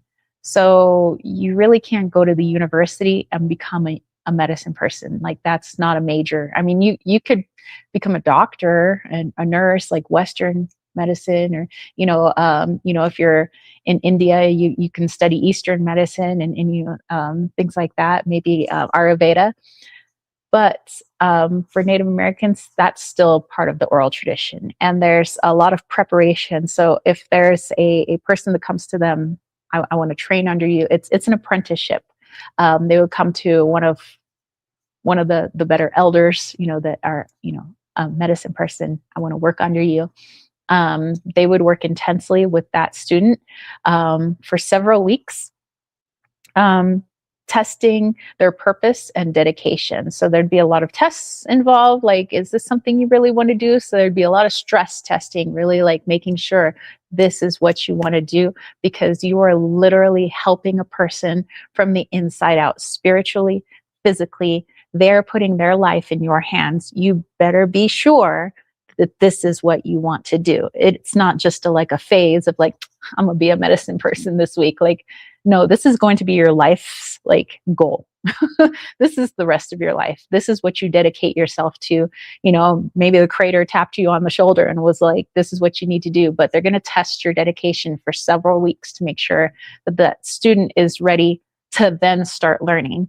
So it's like a test before you actually like test. So then it's working with that medicine person, learning all they need to know about herbs, learning all they need to know about psychology and human behavior, and the spiritual world and ceremony and all the things that go within ceremony and vision quests and sweat lodges. And so there's a lot they need to learn. And it's only when the elder feels that that student is ready to start practicing, then it's like, okay, it's time to start opening your own medicine person practice. So it's I would say there aren't schools. It's not a 10-week course, and at the end of the 10 weeks you got your little certificate that says you're a medicine person. It's very personal, just like the healing methods. It's very personalized. So even in training, it's a personalized healing training sessions for a long time. So that's part of that. Okay, let's take a look into the ceremonies. Heather says, I'm so glad I can lurky work. Well, I'm happy you're here lurky working too. Says, can't always make it, so I appreciate when I get to hang out with you all. Well, we are appreciative to have you here, my friend. I'm happy to have you in. Still good, still good. Okay, so there's a few other sections I want to get to with Native American medicine. Hopefully you guys are finding this helpful. I tried to be like, get much of the generalized healing as possible, or like the way things are done, without getting so specific into like literally the hundreds of tribes that are here, not just here in North America, but like South America and all of that. So, okay. I believe I have finished my tea now. That was delish. Loved it. Okay. All right. So, main role of ceremonies. They believe that the body and the soul must be healed together. Kind of like what I mentioned before about the Maya, as well as other cultures, that they believe that there should be a mixture of the human and the soul. Like with the Maya, they had their Hep calendar and they had their Tzolk'in calendar. Hep calendar was like the human calendar, more like our 365-day calendar. And the Tzolk'in calendar was like the soul calendar. So you needed to, have as healthy a spiritual diet as you had your physical diet. So yes, you went to work, but you also had to go to spiritual work too. So Native Americans believe very much in that you can't just try to heal the body, just like you can't just try to heal yourself spiritually. Like you got to do both in combination. So rituals are encouraged um, uh, for well-being, and they represent the ancestral concepts of the world, the creator, and spirit. So that without any of those things, we're out of balance, we're out of whack. So they believe that we had to have prayer, we had to have drumming, chants, poems, the legends that they would speak. Again, many of these oral legends, the use of religious artifacts, all of these are sacred, and catering towards what your needed medicine is. But again, it's not the artifacts that heal you, it's not the ceremony that heals you, it's a combination of all of these things. Um, and oftentimes, if they are doing ceremony, which most often they would with your healing, and sometimes it would be more than one ceremony, they would make sure that it's in a sacred place. So it might be done in a sacred site or a place where there might be a lot of spiritual activity. A lot of places all over the world are seen as these sacred sites. Um, and medicine lodges were considered a sacred site. So maybe the land itself wasn't considered like there's something super special about like this particular part of the land, but there's a medicine lodge on it. It is now a sacred place because this is where healing takes place. So rituals are considered holy um, wherever they take, and they're only performed by native healers and local spiritual facilitators. So if you are non-native, you are welcome in, but by invitation only to these ceremonies, because this is like, our people, our way of healing, our way of life. And so they try to keep it as original and sacred as possible. But like I said, they do invite in non-native members to come and witness these things, or, even if you are non-native and you're like, hey, I want to come in and I need some help from a medicine person, they're not going to necessarily turn you down just because you're not Pima, or you're not, this or that. So there is still they would say a spiritual mixing going on. So oftentimes in these ceremonies, like I said, there'd be indigenous music, the singing, drumming, but many Native American cultures used to have powwow kind of just for natives, but oftentimes now it's a big cultural event that's shared with everybody outside the culture, in order for people to learn more about, Native American life. So powwows are a big thing. We have powwows here in Arizona. I used to go to them in San Diego, and you didn't necessarily have to be native to go to those, because the whole point is to show off, like, here's our dances, here's our food, here's, this is us and this is our culture, and we want to share it with you. We want people to know about us and understand us. And so powwows are open to almost everybody, again, depending on, the tribe. But I think a lot of tribes, they have open powwows. They might have some closed powwows. But when it comes to a medicine ceremony, that's a little different than a powwow. So that one, invitation only. Again, I can't speak for every single tribe out there, but for the most part, it might be invitation only. Okay. Punky was asking about ley lines. Yes. Oftentimes, many sites that would be considered sacred to Native Americans for healing and everything, if you were to get out a map and get out a ley line map, you notice that actually a lot of ley lines cross those areas. My property, just not too far from here, there are a couple of ley lines that cross that hill that my cabin is on. And it was a very, at one time, bustling native site. So there were, we had Anasazi that lived there. There were Navajo that lived there at some point, because there are a lot of their artifacts and burial sites. And at some point, it seemed like the Apache had gone through, but they weren't really like there. And Hopi had made a a hello past that area. But I feel like the reason that there's a lot of burial that's done there and the sweat lodges are there are because maybe it's the energetic ley lines that also cross that area. So that's interesting. I'm glad you brought that up. Okay. So let's talk about the medicine wheel. So now you might be asking, like, okay, so medicine people, medicine bags, like medicine wheel. Okay, medicine wheel. Let's talk about that. So the medicine wheel is known as the sacred hoop, and sometimes it's called the holy hoop. It just kind of depends on who you're speaking to.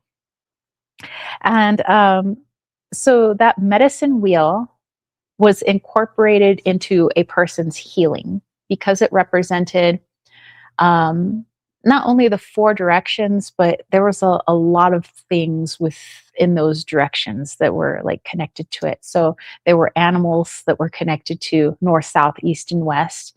There were colors.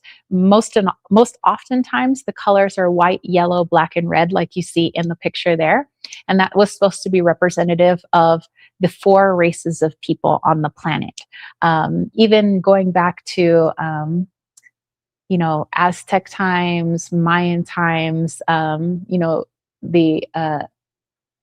four colors of the corn they talked about were red, black, white, and yellow. And they said, again, that was representative of all peoples.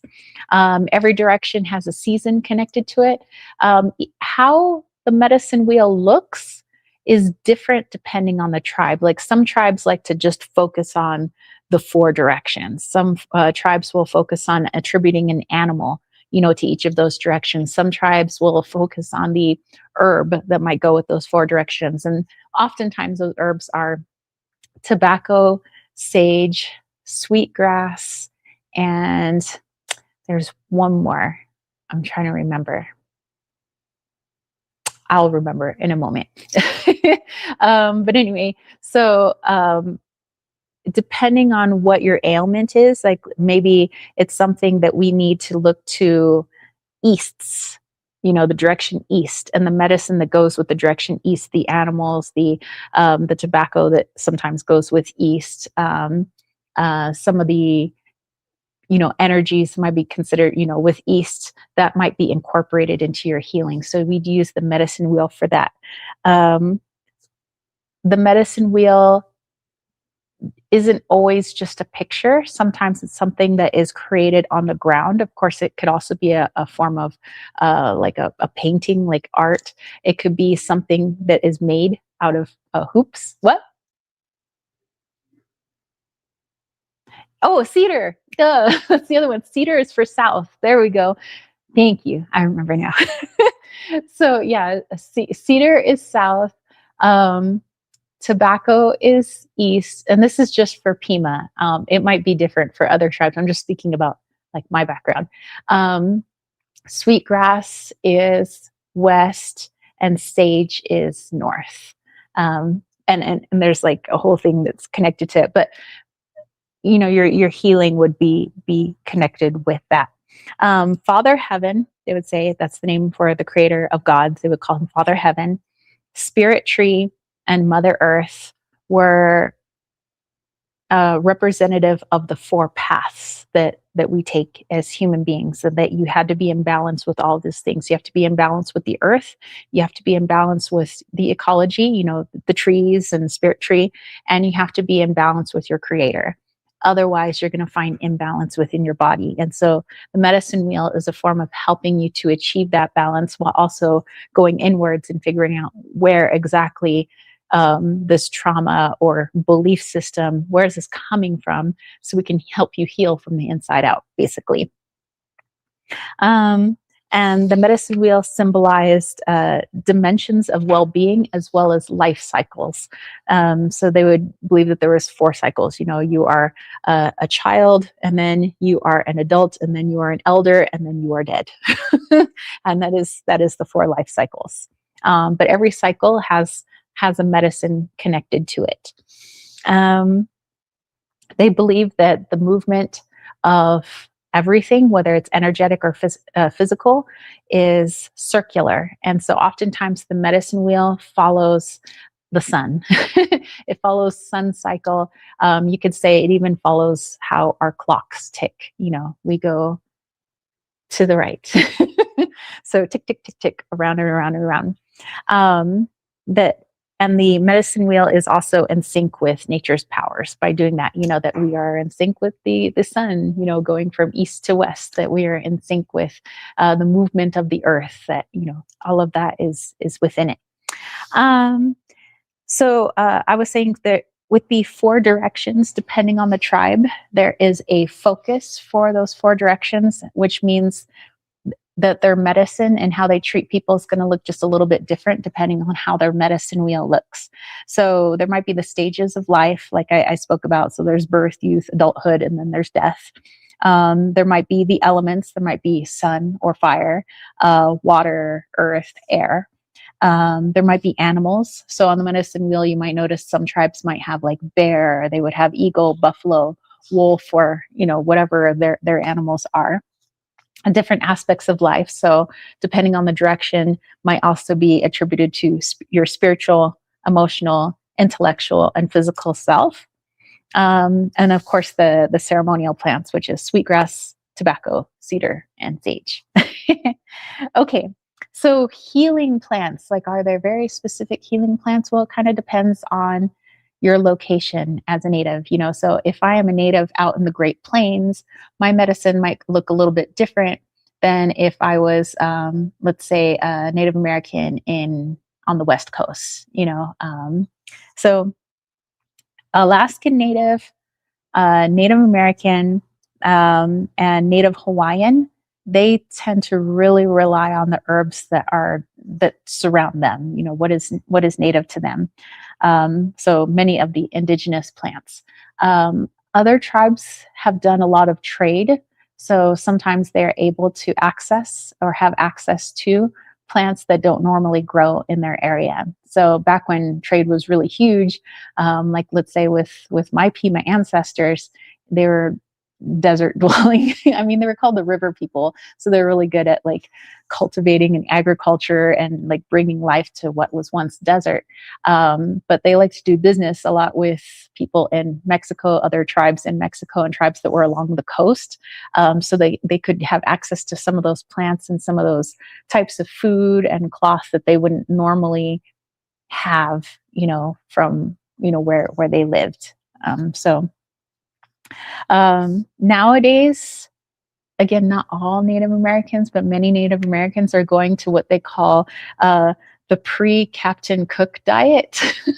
So they're trying to find a diet that's decreased in like unhealthy fats, also empty calories, and anything with additives. So they're trying to get back to more natural foods, which is, kind of where their roots lie, is in the natural environment. So many are trying to get back to that.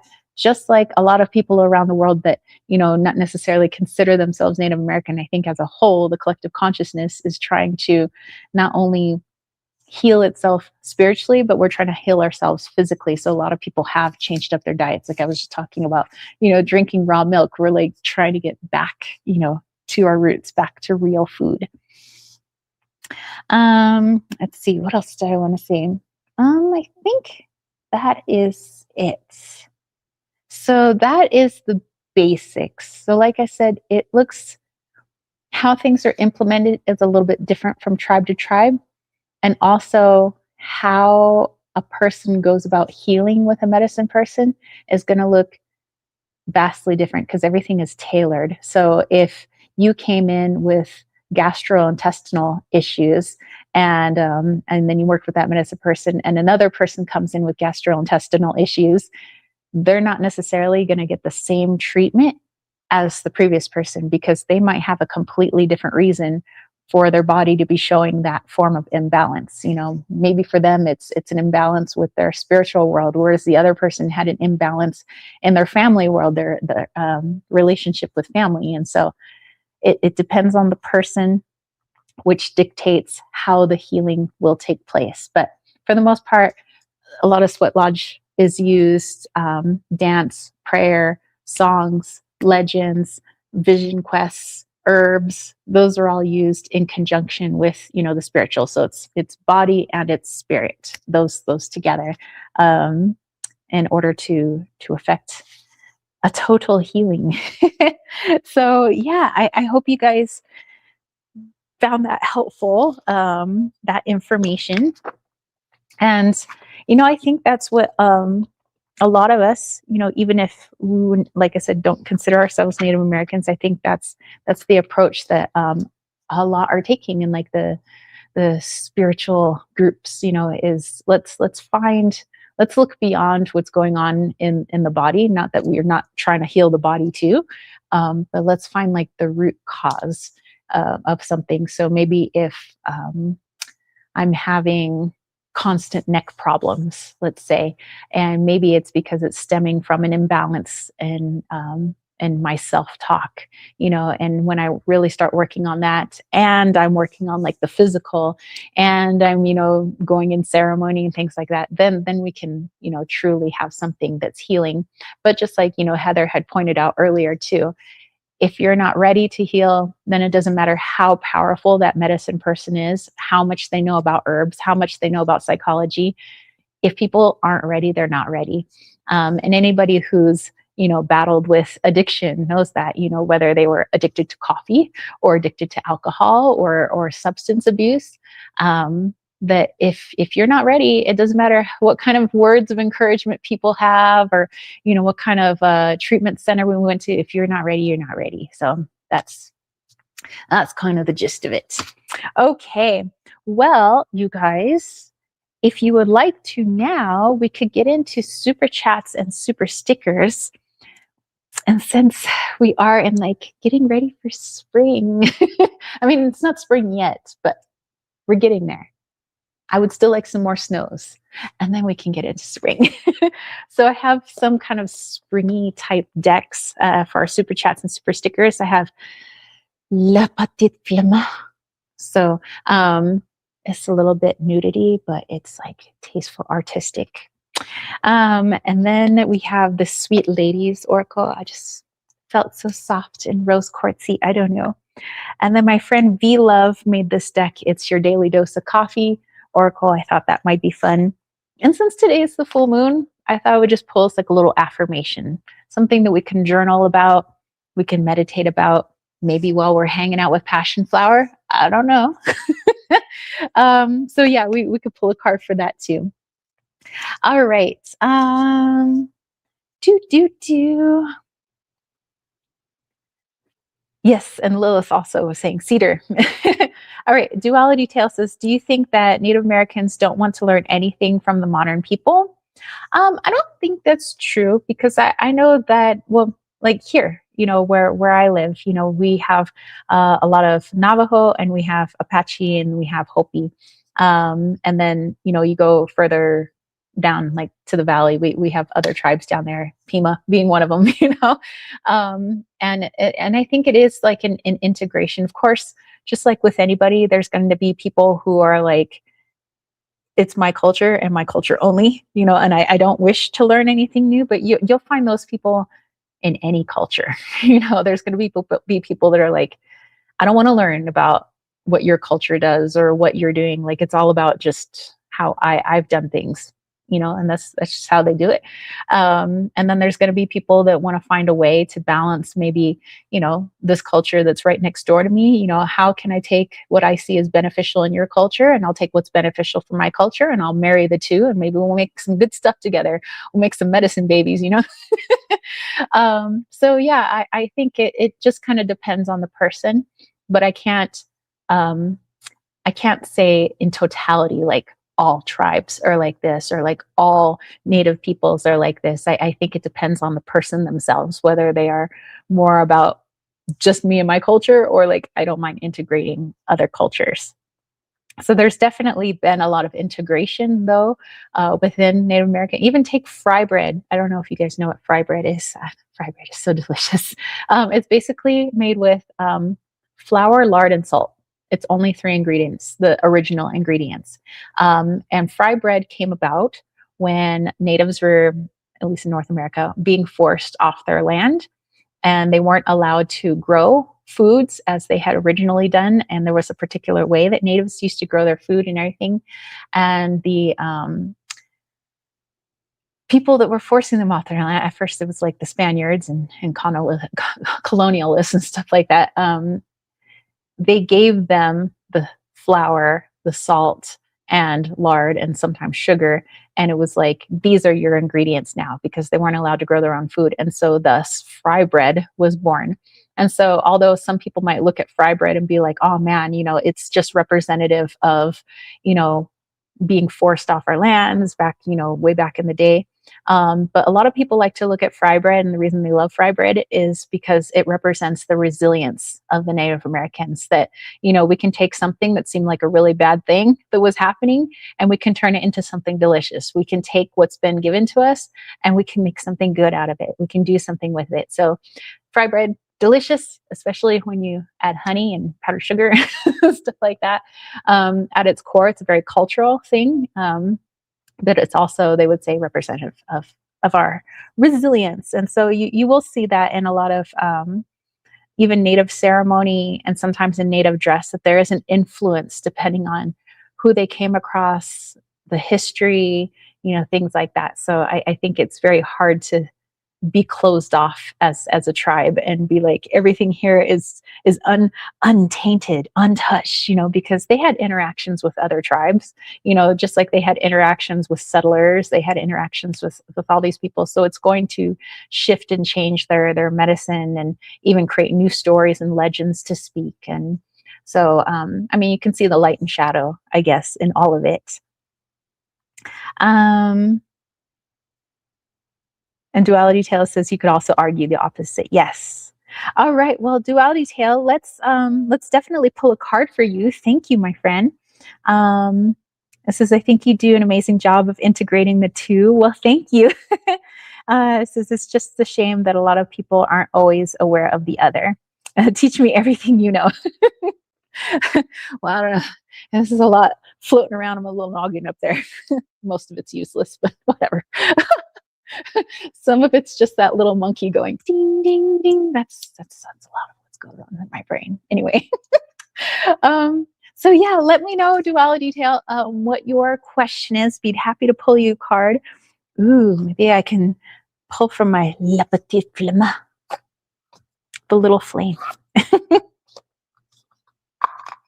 It's very pretty. It's so pretty. That's why I like all my cards. They're just so pretty.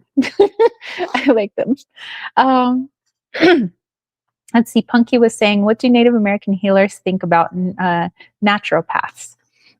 Again, it's, I think, dependent on the person. Everybody's going to have their own opinions. I knew a couple of Native American healers.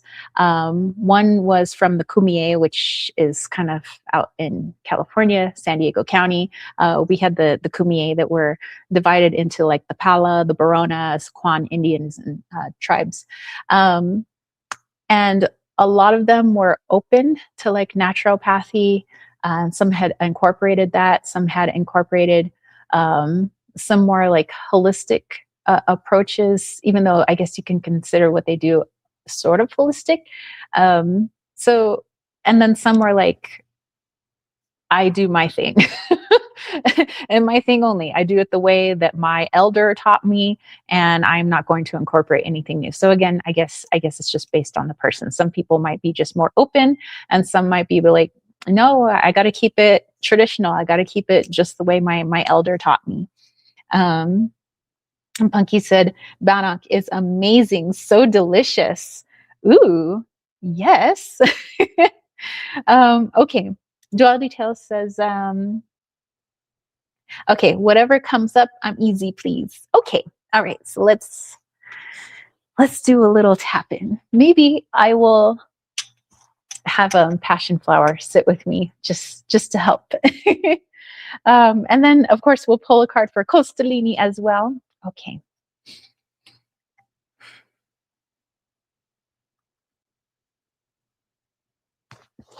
Put this in my receptive hand. There we go.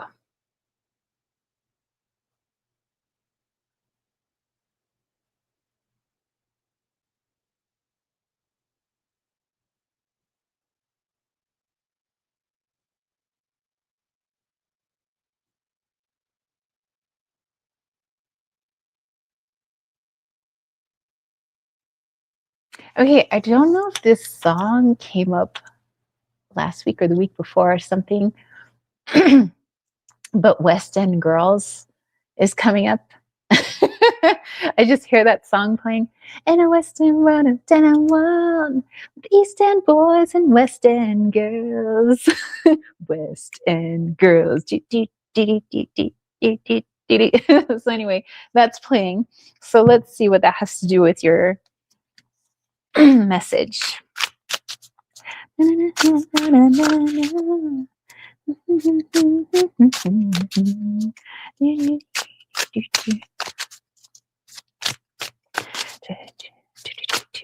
now I got the song playing in my head. Thanks, Duality Tale. Oh my gosh. Okay. Ooh, we have the 10 of Earth, which is like your 10 of Pentacles. Ah, such beautiful art. I love it. Okay, so let's tap in. This one actually isn't a nudie card. A lot of the cards are kind of nudie pooty, but this one she's actually close. Okay.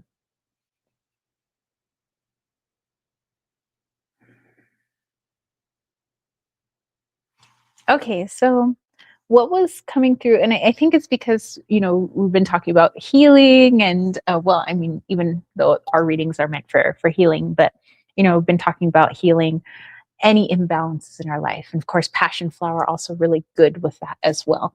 Um, and I think the reason I was hearing West End girls and, East End boys and West End girls, um, is it feels like there is a division in family and like relationship with family. Maybe not your whole family, but maybe certain aspects of the family. And this doesn't mean that you have to be fighting with certain family members or like in a I don't speak to that person, but it could be more subtle where um feeling disconnected from certain family members because of maybe their beliefs or their, it seems like a lot of it's beliefs. It could be how they care for themselves, like personal beliefs, medicinal beliefs, political beliefs, beliefs about the world, just all of that. And so it seems like there's kind of been this rift and disconnect in the family there. So um, the card is asking more of, and passion flower actually. Okay, we'll bring you back. Gosh. So it's about not to be agreeable where it's like, okay, well, I don't agree with that, person in the family, but I'll just go ahead and just be agreeable with everybody so that there is no disconnect. So there is no division. So there is no imbalance, but rather why you feel disconnected with that person. Let's say it's a political belief or it's a, I don't know, they're just like a different sports team than you or something, but no, I digress. It's, um, if I feel disconnected to this person, who is my family member, because they believe X, Y, or Z, and not that I have any animosity towards them, but maybe I just try not to interact with them, or I'm not as open as I would normally be with other people in my family. So I keep myself small just to kind of keep the peace.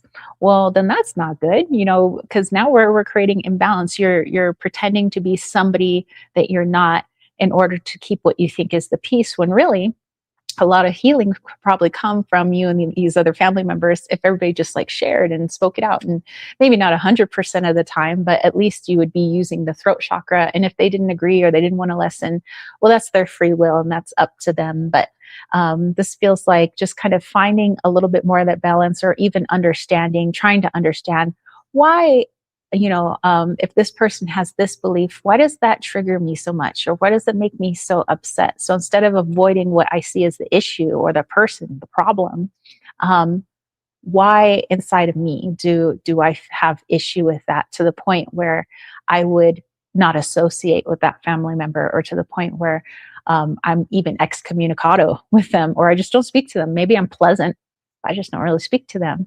So that's creating a bit of that imbalance. So it seems like whatever, other things in your life seem to be going, okay, balance wise, but it seemed like that was something that needed looking into, was the balance between you and family, your relationship to yourself and family, and see how this might be affecting your self speech, how you view yourself and how you view yourself in the family. So just one area to look into, because it felt like this rift was getting bigger and bigger.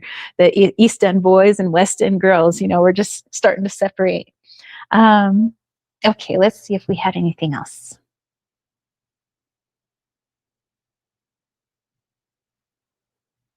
Passion flowers, like right now, it's all about family. We got to talk about the family, you know.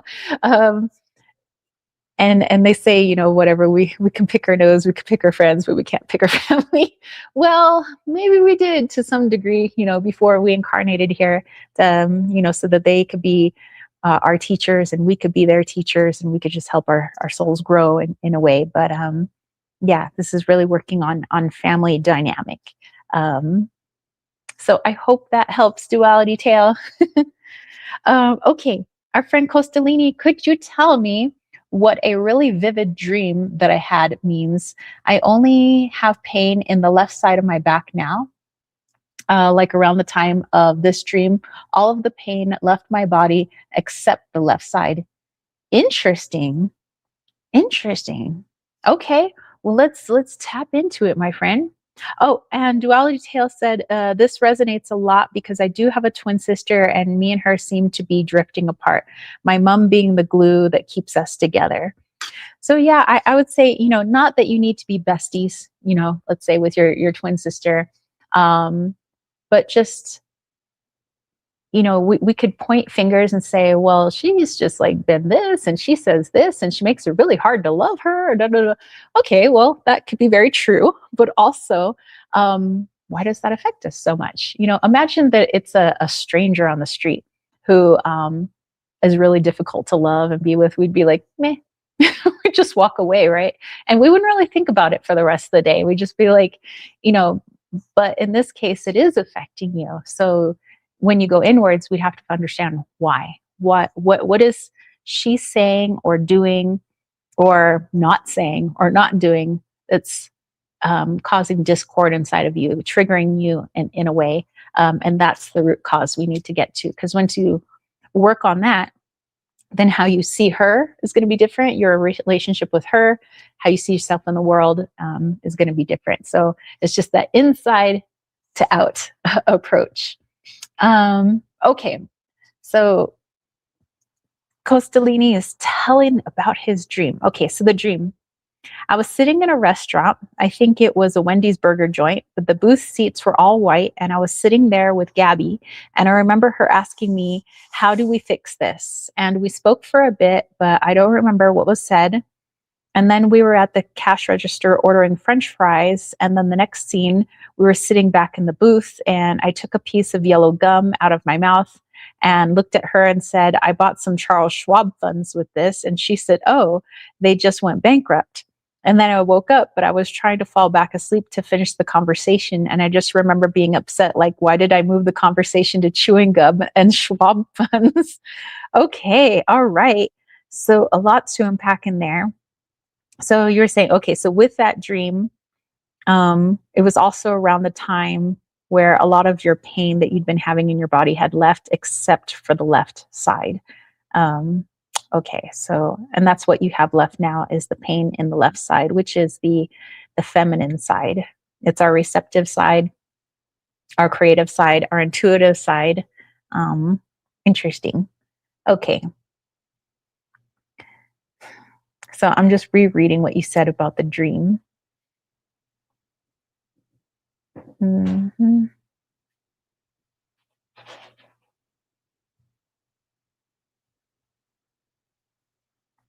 Oh, okay, okay. Well, I'm still gonna pull a card on it, but okay, okay, okay.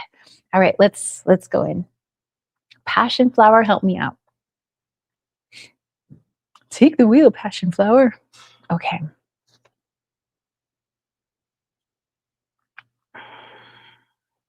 So instead of trying to tap into our spiritual radio station, what I'm going to try to do is actually tap into your dream so that I could see what you saw. So give me just a moment.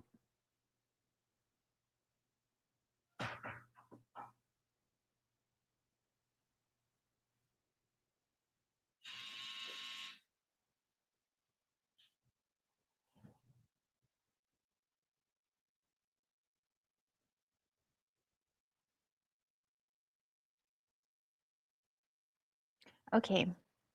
So before we get to the left side of your back, let's take a look into this dream. And of course, I'll pull a card just for like confirmation, but um, just kind of looking into it. So I'm looking around. It's not, I think it's like you guys are the only ones at Wendy's, actually. It's like there's the appearance that there might be other people there, but there really isn't. Um, and the reason it being a burger joint is because usually that's where people go to talk. You know, you see families going there, you see friends, kids when they get out of school for lunch, you know, they go into like these little burger joints, they go into McDonald's, they go into Wendy's and things like this. So in the dream, you know, in the astral, this would be seen as like the meeting place. So we're going to have a meeting, you and Gabby. And she's talking about fix this, but it wasn't necessarily fix this between you and her. When she's saying we need to fix this, she's talking about your imbalance.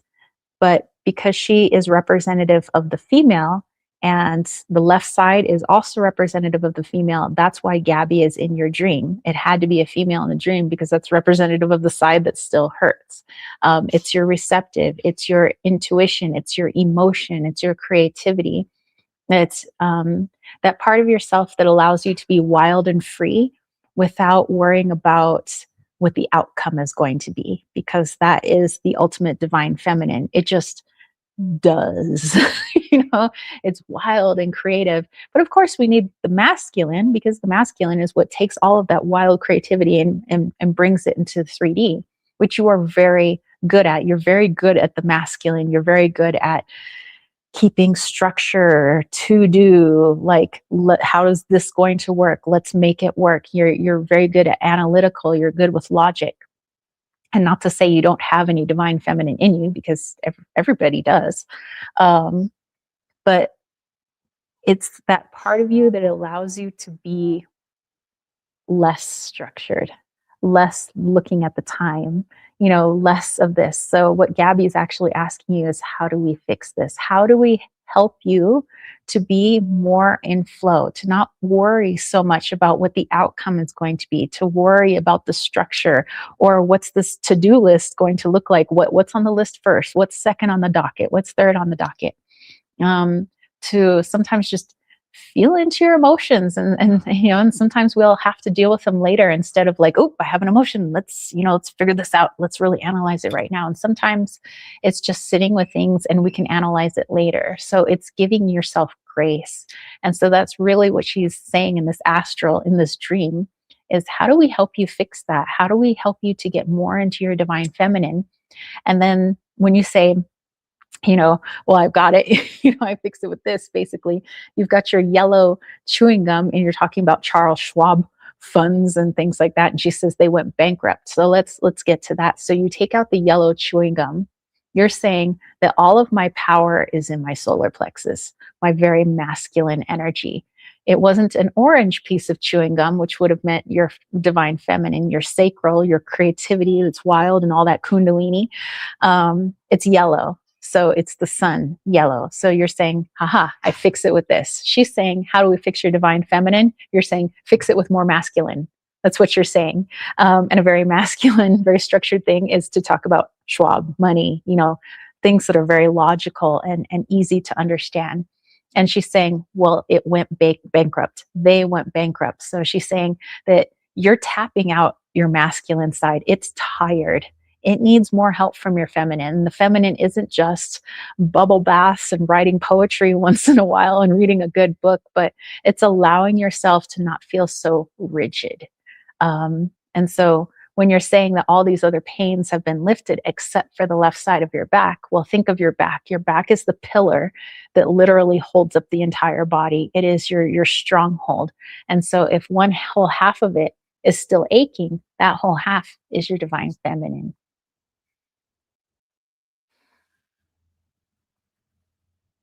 Okay, so let's go ahead and pull a card on that. Let's see. Did you say anything else? Um, oh, you said I woke up, but I was trying to fall back to sleep. Oh, yeah, and finish the conversation. And she saw me and ran into a Charles Schwab earlier this week in real life, if that helps.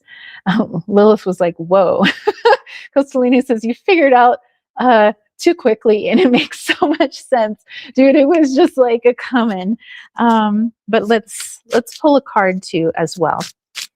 So yeah, so Gabby was more symbolic in your dream. Instead of having another dude in the dream, it's kind of hard for the masculine to describe the feminine. So you got to have the feminine here, and in which case it's representative as a female. And she's like, how do we fix this? Costalini. And you're like, with my solar plexus and logic. She's like, no, we're bankrupts. Like, no, that's not going to fix it. We got to learn to just release, let go. Not everything has to be a rigid schedule. Not everything has to be analyzed to the point of, nauseum. It's sometimes we just are in existence. Sometimes we just do, and then see where it goes. That's even for those who are literally feminine, female in this lifetime, that's still, it's a difficult thing for human beings to do, because we live in, depending on the society you live in, a very masculine culture. It's very logic driven, very, very rigid, very structured. And not to say that there isn't a bit of creativity in culture too, but, to come to work when you feel like it, or like, I'll write that book when I feel like it. Maybe it might take me 10 years, then it's like, oh, okay. So then maybe we need the balance of the masculine, but we do need that balance. We do need both working. And so that's why there's still one half of you, the half that holds you together, that holds you up, is like, I need a little bit of release. Like, can I just have a little bit of Woodstock here? Like, can I just sway to the music and freaking have some leeway? Oh, and we have a card that just flew out. Oh,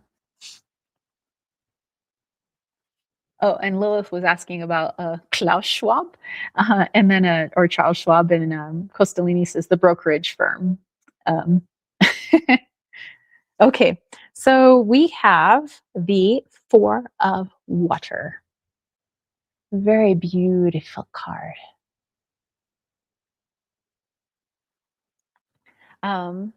Yeah, I mean, that's confirmation. What do we know about the Four of Water? It's like the traditional image is somebody sitting there, some dude sitting there. He's like looking down. He's got 3 cups. Somebody's trying to offer him a cup. He's like, hey, like, here, bro, like, have some. But he's just like,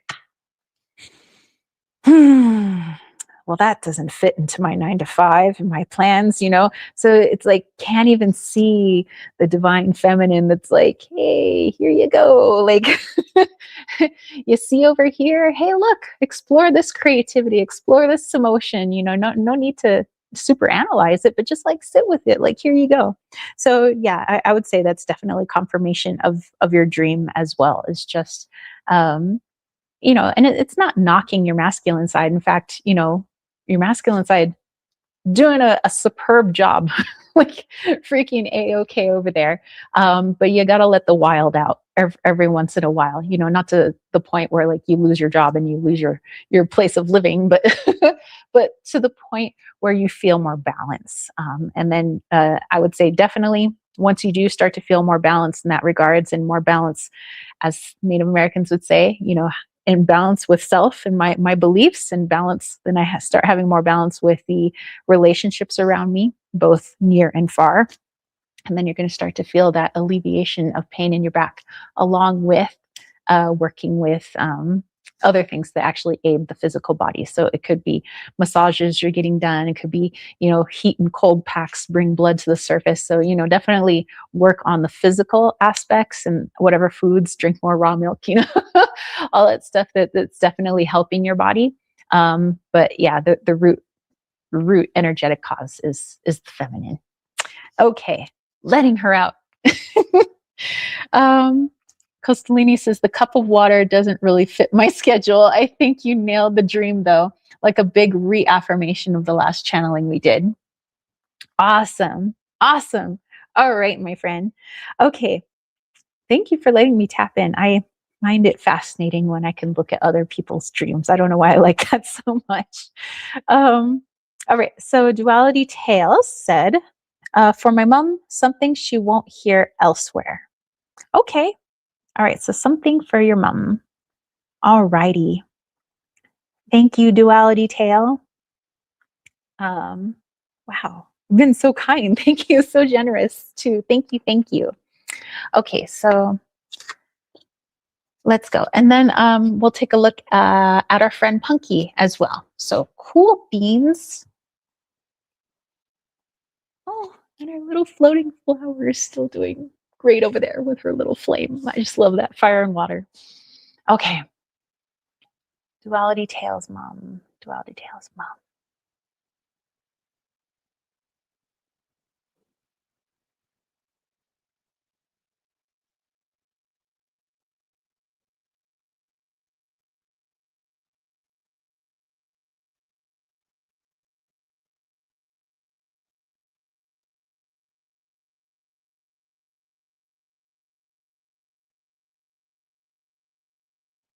Oh man, what's the name of that song? Something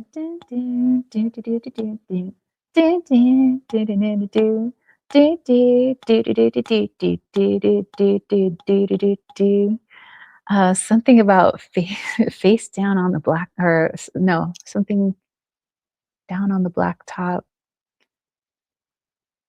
I think some of the lyrics are basically this guy's walking down the street and he's seeing all this, like, some people are selling drugs, some people are homeless, and um, I think he's just like wondering why, like why people are doing that, why people are like that.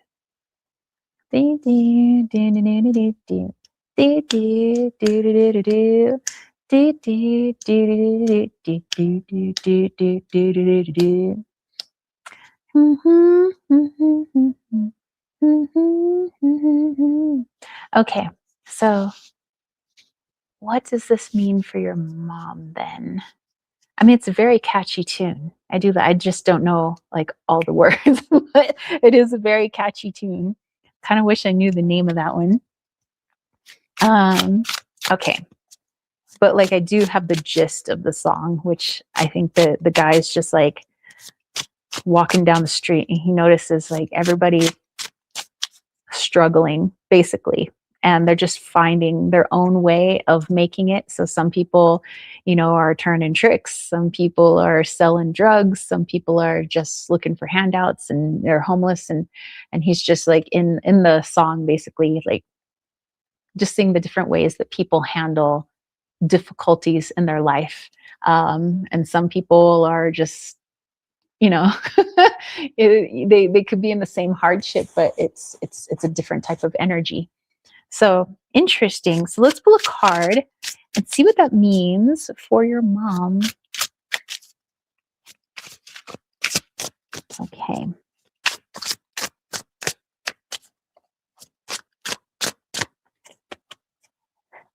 I just got the song playing in my head right now. Okay, cool beans. All right, so we have the King of Water, which is like your King of Cups.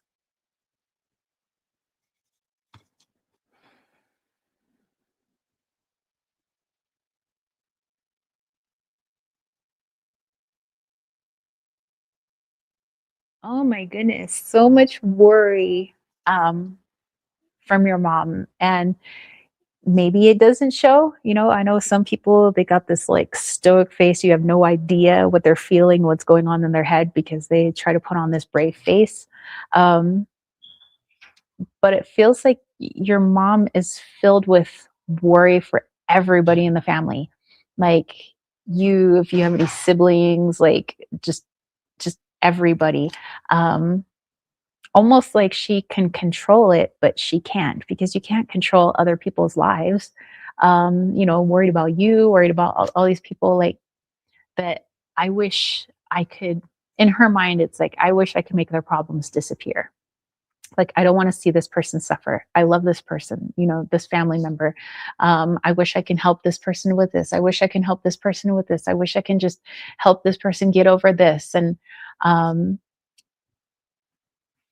and even though she knows at a physical, like conscious level, that she can't fix everybody's problems in the family, she can't make people have a quote unquote, what she sees as a good life, a healthy life, smooth sailing, no problems. But she does fill herself with worry. And to some small degree, she thinks that if she worries hard enough, somehow that's going to make a difference. And part of her belief system is that if she doesn't basically worry herself almost quite literally sick sometimes, that she's a bad person. So I don't know who taught her that, or where she learned that when she was younger, or whatever part in her life, where that if you're not constantly worried sick about people, and you're not like, oh, I'm so worried about this person, I wish I could take this person's pain away, that somehow you're a bad person. And not to say that she shouldn't, care about people, but there's a difference between caring about somebody and worrying about somebody. One is really exhausting. I think you know which one. So she can definitely care about you. She can care about your siblings. She can care about other people in the family, and be there when they need her. Like, hey, I need you, and you're really good at this. Can you help me with this? But to sit around all day long and to have a hard time sleeping because you're staying up worrying about, like, what could happen to this person, thinking of the worst case scenario for every person in the family.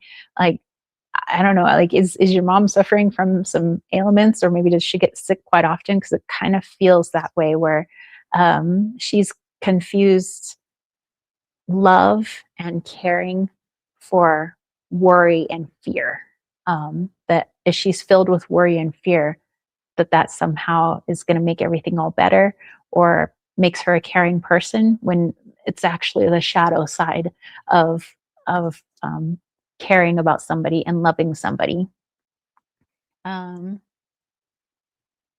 oh, about you and your sister. Yeah. So that seems, but it seems like it's a lot of people in the family. It's not just you and your sister, but it's definitely something that maybe you could bring to her attention. Maybe even like with about you and your sister, like you said, you guys are having a bit of discord. Um, so you can bring it up to your mom that whatever is going on between the two of you is your free will choice, that she can't blame herself for anything that's going on between the two of you now. I mean, she could be an influence, sure, like every parent influences their children, but at some point, the children grow up enough to where they're making their own free will choices. And it's their own free will choice to hold on to certain beliefs or to continue certain behaviors. Now it's up to the adult that is reinforcing that. So for her, if you could bring it to her, like, okay, so let's see, what are you most worried about between me and my sister? What is making you upset? What are you blaming yourself for? So that you can help maybe walk her through her own inner journey, and maybe at the same time you're also walking through your own inner journey. You can see through her healing, some of the things that maybe you're holding on to in beliefs as well, because guaranteed she probably learned a lot of that from her mom, about the worry and the holding on to things, and everything is my fault, it's my fault my children are doing this. And we confuse that with, again, caring and love. um, so just something that maybe somehow, I mean, you don't have to be like full on like in her face, because that could be quite intense for people to have their shadows just like boom in their face. But just every once in a while when you're speaking to her and kind of walking through some of these things, and help her to maybe redefine what love means, redefine caring, and how, like, what does worry actually do? Like, maybe even ask her, like, what, like, really, like, when we worry, what does that do for us? Like, how is that helping? And she may be like, okay, yeah, I know at a conscious level, but at a subconscious level, she really doesn't know. So maybe just kind of helping through that. So let's see here. Duality Tell said she's been a healer herself. Her sister and brother has cancer. Oh, wow. She worked at a cancer care center for her working years. So, also with that, she feels helpless to them if she can't cure them, if you get me. Ah, all right. So, and that's interesting too, because, well, you think about cancer. What does it do in the body? It likes to spread. And sometimes we can say that certain beliefs can be cancerous. Sometimes certain inner dialogue, worry can be cancerous. So it's interesting. It could be that in her upbringing, and I'm just like speculating now. I'm just like guessing. But it could be in her upbringing. She may have seen something where certain beliefs, certain um, words, things spread like cancer. So she was drawn to this, wanting to heal, wanting to help others heal, just like you're wanting to help people heal, which is very admirable. Um, and so now she's in a place where cancer quite literally spreads. And so what she'd be learning in there is that we can't cure everyone. Everybody is on their path. We can't help everyone. So hence the worry and the fear, which also spreads like cancer. So it's very interesting that she would have been or is in a place like that, a care facility where she is not only the healer, but she's there to be the student as well. And in that, she'd be actually teaching you and your sister quite a bit. But even healers, we're not the creator. So like we don't know everything. So even the healer needs a healer. And I think you're a really good healer to help your mom. So that's wonderful. I'm glad that you are in her life. Um, Duality says, by no means do the rifts between her children help, but I do know that she always does put on a brave face. So yeah, just like what we were talking about with Costellini, and he's working on, like, balancing his masculine and feminine, very logical. That's the putting on the brave face, the stoic, but just like reeling on the inside, just feeling so helpless on the inside, and so of course wanting to help others heal.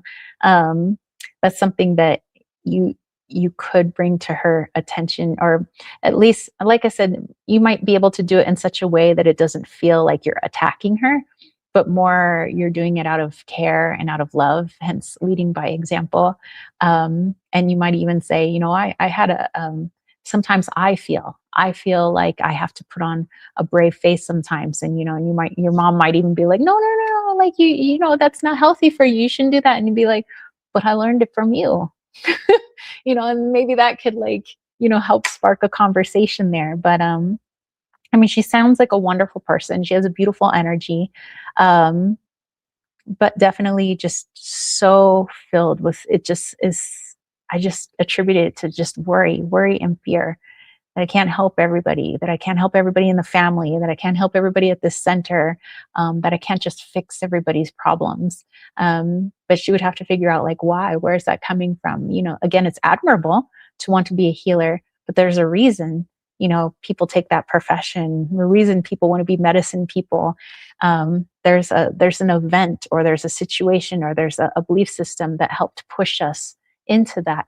And the more we understand about why we do that, and the more we work on our healing, the better a healer we can be, the better your mother could be, for all those people that she tries to help. So, and like I said, I think it's great that you are her daughter, another healer, to help the healer. Okay, so thank you, thank you. And let's look at our friend Punky. And Punky says, any help for my brother? He's one of the best humans. Thanks. All right. So we will definitely look into your brother. And Lilith was like, whoa, never heard it put like that, but it is so 100. um, all right. So, okay. Punky's brother. Mm-hmm. Okay. Duality Tale, you're so welcome. Alrighty. Let's go, Passion Flower. Punky needs a little help with her brother. She says he's one of the best humans.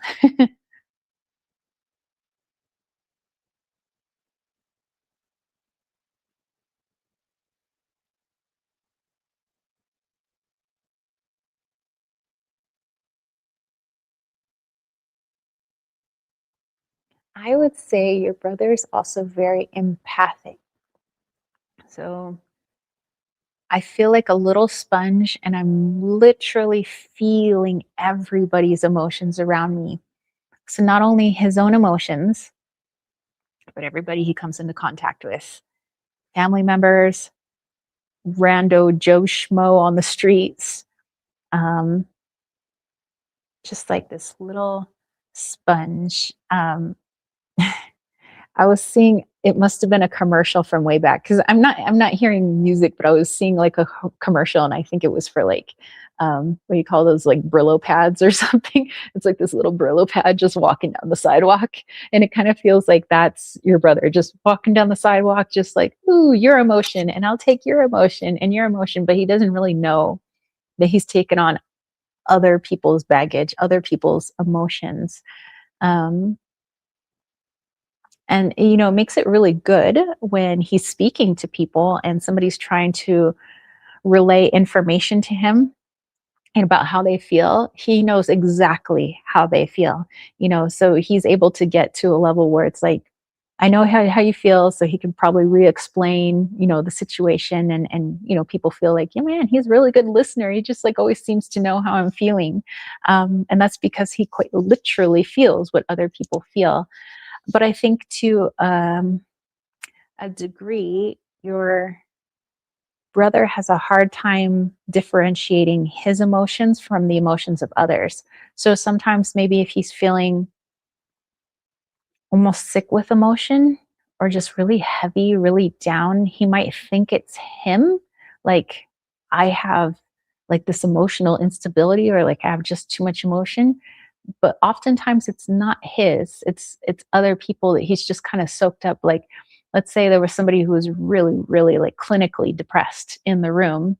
He starts talking to them, or maybe he doesn't, he's just like feeling into them.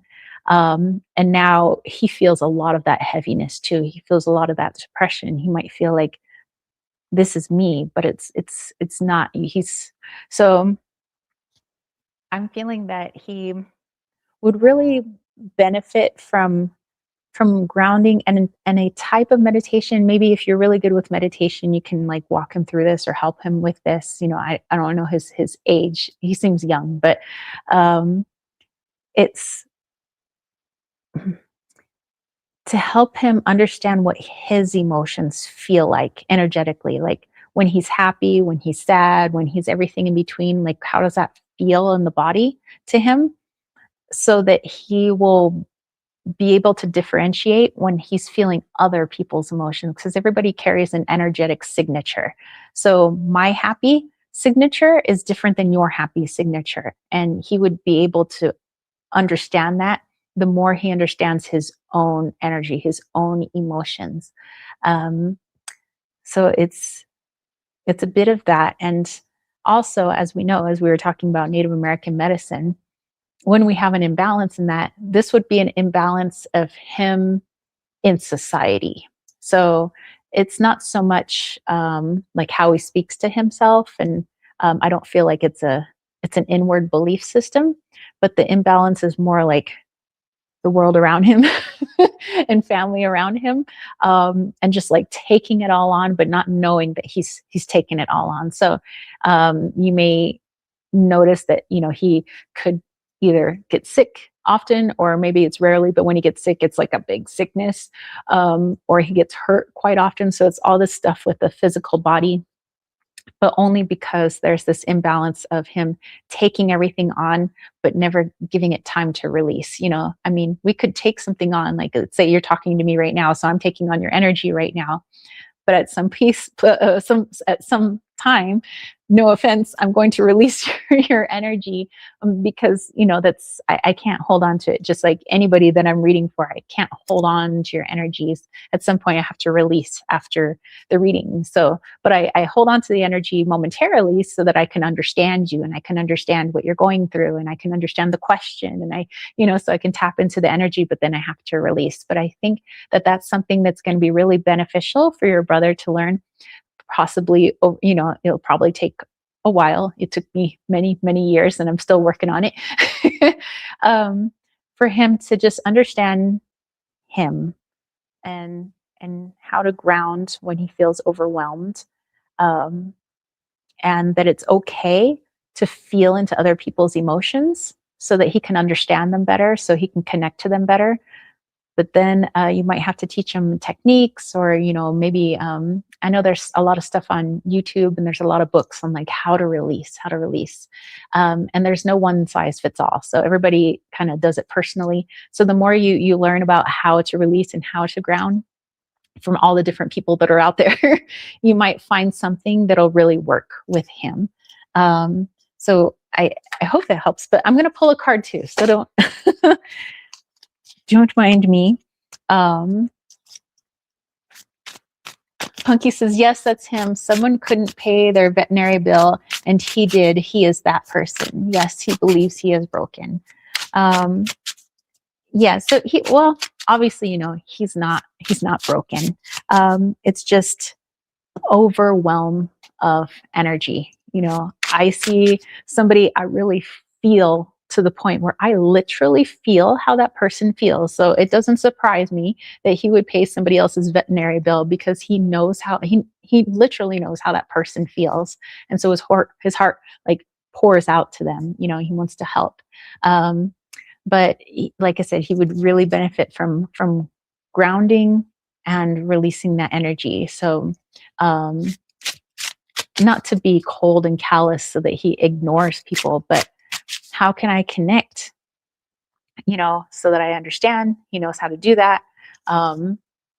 Maybe they need my help. Maybe they don't need my help, but at least I understand where they're coming from. And now I can release that energy, so I don't feel bound to all of these different people, these thousands of people that I come across. So I don't feel like I have to help every one of them because I feel into every one of them.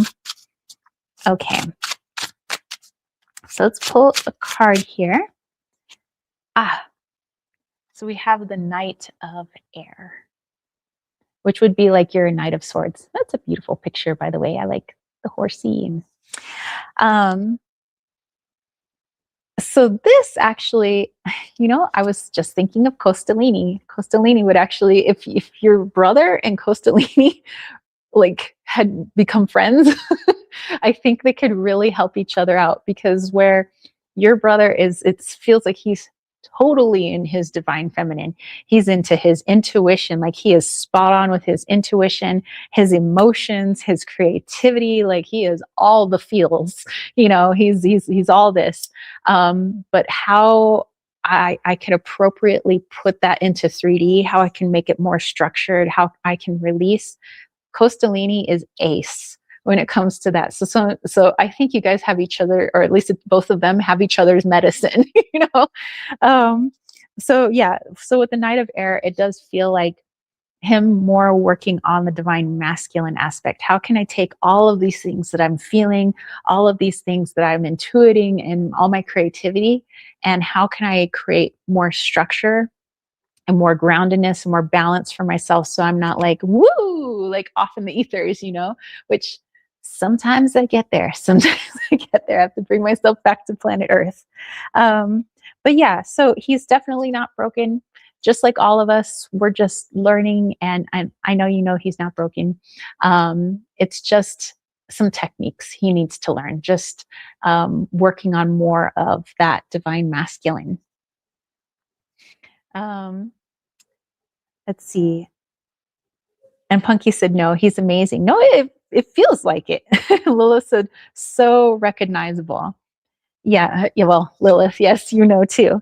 Um, yeah. So, like I said, there are so many books out there, lots of stuff on YouTube. I might have even done some meditations. I do have a meditation playlist, but like I said, I'm just one of like the hundreds of thousands of people out there who all have their own personal ways of like grounding, releasing energy, trying to find a balance between their masculine and the feminine, you know, so that I can intuit, but that so I can also feel grounded in the 3D world, you know, so that I can have both of these things.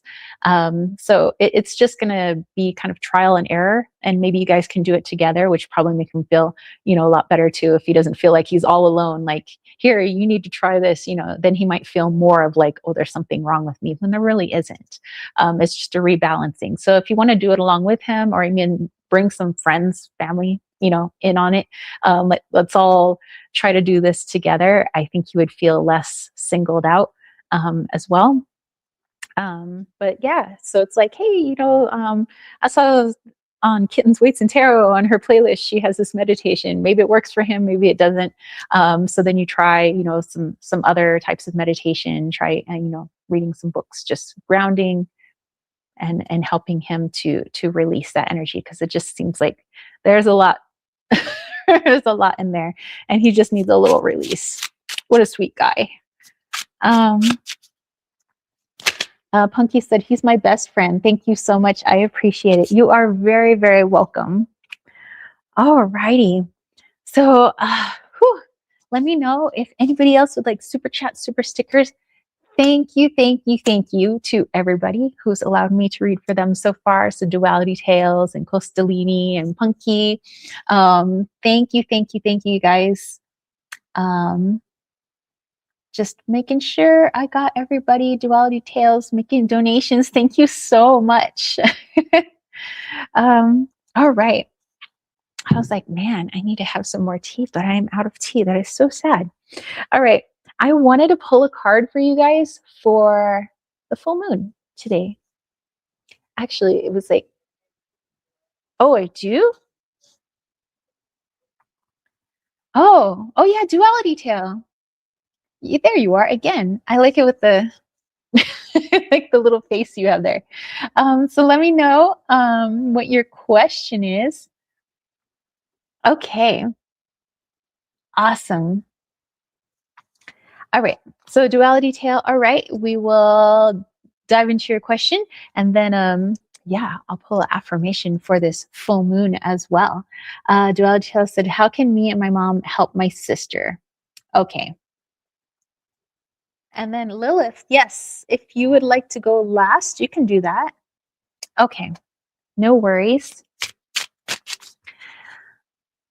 Okay. Okay, what can the both of you do to help your sister? Let's see if we get any music, or what do we have on the dial here? Could be on the boob tube. Let's see.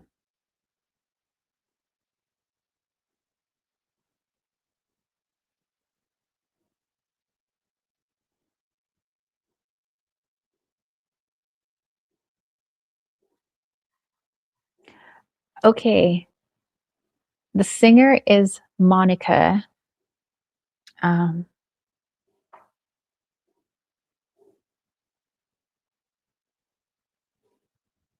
For You, I Will is the name of the song. I was waiting for it to get to the chorus. I'm like, okay, okay, get to the chorus. I will do do do do do do da da da da da da da. Do do do do do do do. For You, I Will. Oh, such a sweet song. I haven't heard that song since like ninth grade or something, middle school, ninth grade. It's been a long time. But yeah, let's see what that song means for helping your sister out. Ooh, and we have the Strength card.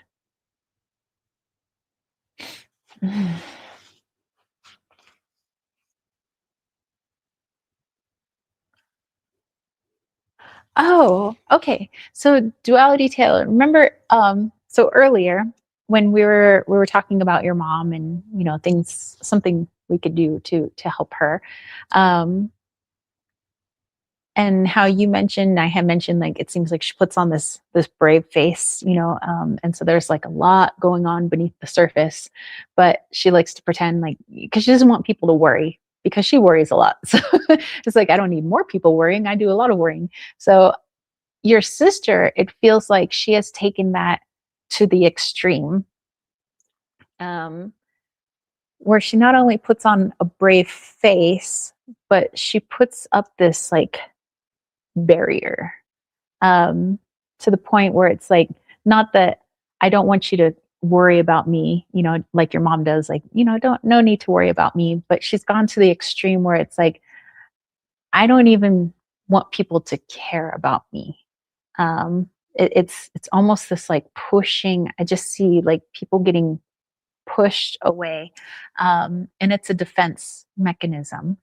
So at some point, she felt hurt. It could have been as a child or, something, but something hurt her deeply. Could have been somebody close to her, somebody said something, did something, some situation, but she felt hurt in a way to where she needed to push people away. And that gave her some form of control. And this happens when people feel very out of control. Like, let's say somebody says something mean to you, and you feel helpless to that because I couldn't control that person's words. I couldn't make them not say those things to me. So instead, I feel hurt. So your sister's defense mechanism then is, if I can control the people that I allow into my sphere, and I control how they are allowed to love me, then I feel secure. Then I feel like I can't get hurt. Of course, I know this is irrational, but we have a lot of we have a lot of rational belief systems as human beings. So it's this: if I can say something to you, duality tales, and make you really mad at me, I have now controlled your emotion. It's not that I want you mad at me. It's not that I want to be mean to you at all. It's, I need to feel like I'm in control. And if I can't make people happy, then I'm going to make people angry. I'm going to make it very hard to love me. And I'm going to make it difficult for people to quote unquote crack me, like get to my emotions, because that's what I protect them. It's like Fort Knox in there. I protect my emotions, I protect my thoughts. And it's very hard for me to let people in, because when I do, I lose control. Because if I allow somebody to love me and they hurt me, I can't control that. So it's best that I just keep them at arm's length. So knowing that, you and your mom, of course, could continue to lead by example, showing that it's part of the territory. It's part of being a human being. We have to take the good with the pain, right? And it's very hard for us to get any good if all we do is push people away in pain. So I don't know if words are really going to do much for her, but more action. It seems like she's very action oriented. It's like what people do. That's how she judges people. It's like, okay, you said this, but you did this. So she's very focused on people's actions. So the more the both of you, I guess, can show action wise more, instead of with your words, that um, to keep people away is actually no form of control at all. It's you're not controlling your world, you're controlling yourself not receiving love. Like, you're just hurting yourself in the end. So I don't know how you guys are going to be able to show that to her. And I guess it's her free will, so again, you can't make somebody do something. Even if you had all the best diagrams and charts, not everybody, if they're not willing to heal, just like the Native Americans say, if they're not ready, they're not ready. And it doesn't matter what pep talk you give her or how good an example you and your mother are. If she's not ready, she's not. But at least you can put that opportunity for her there for when she is ready and she can make this decision on her own to relinquish what she thinks is control of her environment and how people are allowed to love her or be around her or, allowed to view her emotions. Um, you give her that opportunity. So I would say just the both of you continue to be examples of balance, examples of we take the good with the pain. And that's just the way life is and how wonderful it is that, we're able to learn these lessons. And that's what I tell a lot of people that we can be our examples and an opportunity because if all she sees is everybody doing the same, then she doesn't have an opportunity to see anything different. If she doesn't want to change, she doesn't want to change, and there's nothing you guys can do about that. But at least the opportunity's there, and she's able to see something different. She's able to see different actions than she's used to. So I would say all you can do is embody that energy that you would like her to embody and do the same with your mom and do it often around her so that she's able to witness it. And if she wants to talk about it, cool. You'd probably be more than happy to talk about it. Your mom would be more than happy to talk about it. But I have a feeling that if you were just to approach her and bring this to her, dude, Fort Knox, just not hearing you. I don't hear you. I hear nothing. And it would be a wasted conversation. So she's more visual. She needs to see. But I do hope that helps. Let's see. And I really like this strength card too, by the way. That's pretty cool. Thank you. Duality Tale said, wow, I know. So yeah, the best thing you can do is just be the example. Give her the opportunity for when she's ready. But yeah, trying to help somebody when they don't want help right now is going to cause you and your mother misery. It's going to be very draining on your part because, you guys know, you guys are healers, So thank you, Duality Tales, for letting me look into that one, and we will definitely look into one for your brother as well. So we'll take a look at your brother. And then also a message to pass on to her. Okay, for your sister. All right, we'll do that. Let's do that. Okay. And then Heather said, oh, happy Imbolc, full moon, and new year. When you're feeling lost in the night. Yes, that's the one. When you're feeling lost in the night. When you feel your world just ain't right. Call on me, I will be waiting. Count on me, I will be there. Anytime the times get too tough. Anytime your best ain't enough. Yes, oh my gosh, you have the lyrics. I love that. And Heather said, that's the beginning of the song. Yes, it is. Thank you. She said, have a blessed one. I'm going to chill out now. Have a blessed Imbolc, full moon. All my love. See you later. Bye, Heather. Thank you. Thank you. Okay, Duality Tale. Let's take a look at a message for your brother and then one for your sister. And let me just get out my chapstick real quick because my lips be dry. That's better. Okay. Let's tap into your bro.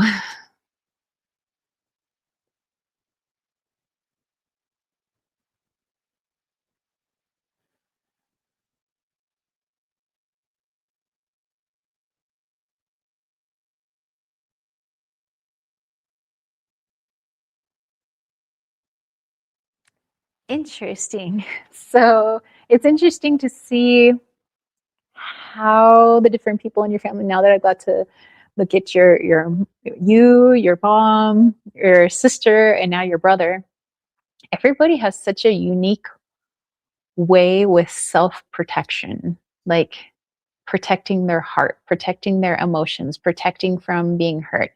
Like your mom is like, she doesn't want people to worry about her, so she's got the brave face. You have your sister that's very much like, I don't like being hurt. I don't want to be hurt, so I must control how people view me and see me. So I will keep everybody at arm's length. And your brother has this, it comes off as being aloof, like I don't care, but he cares so much.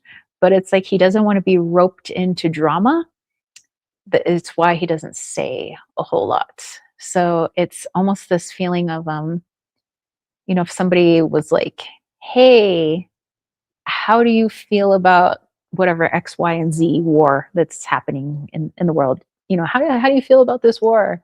He could be like, "I don't know." But really, of course, he does feel quite a bit. He does have opinions on things, but it seems like he tries to play it cool, almost, as to the point where it seems like he doesn't care or he's not listening, but he is. Um, so,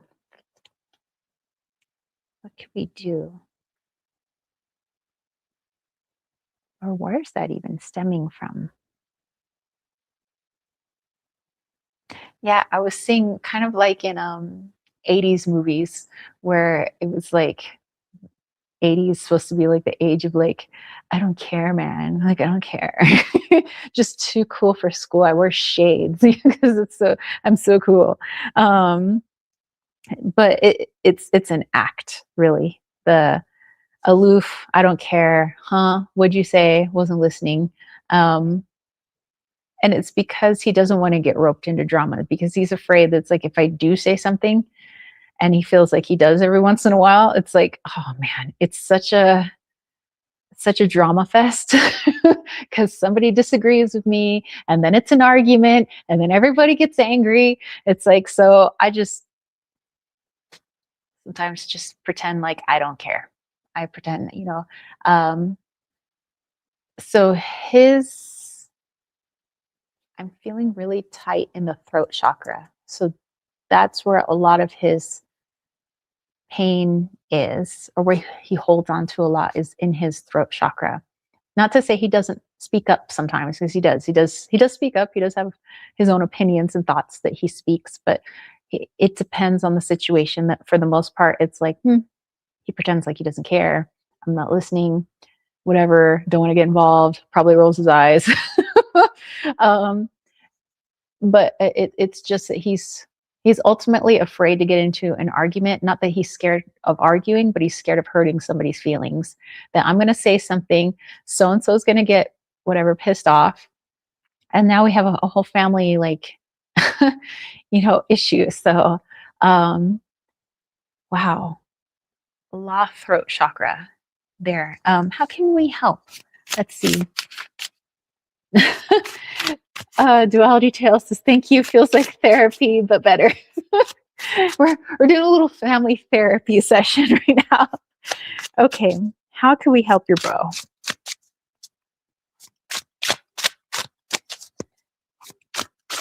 Punky said, now you said 80s. I'm thinking of Careless Whisper, which is not a complaint. I have no complaint about that song either. That's awesome. Okay, bro. We have 5 of fire. So I hate to say poke the bear, but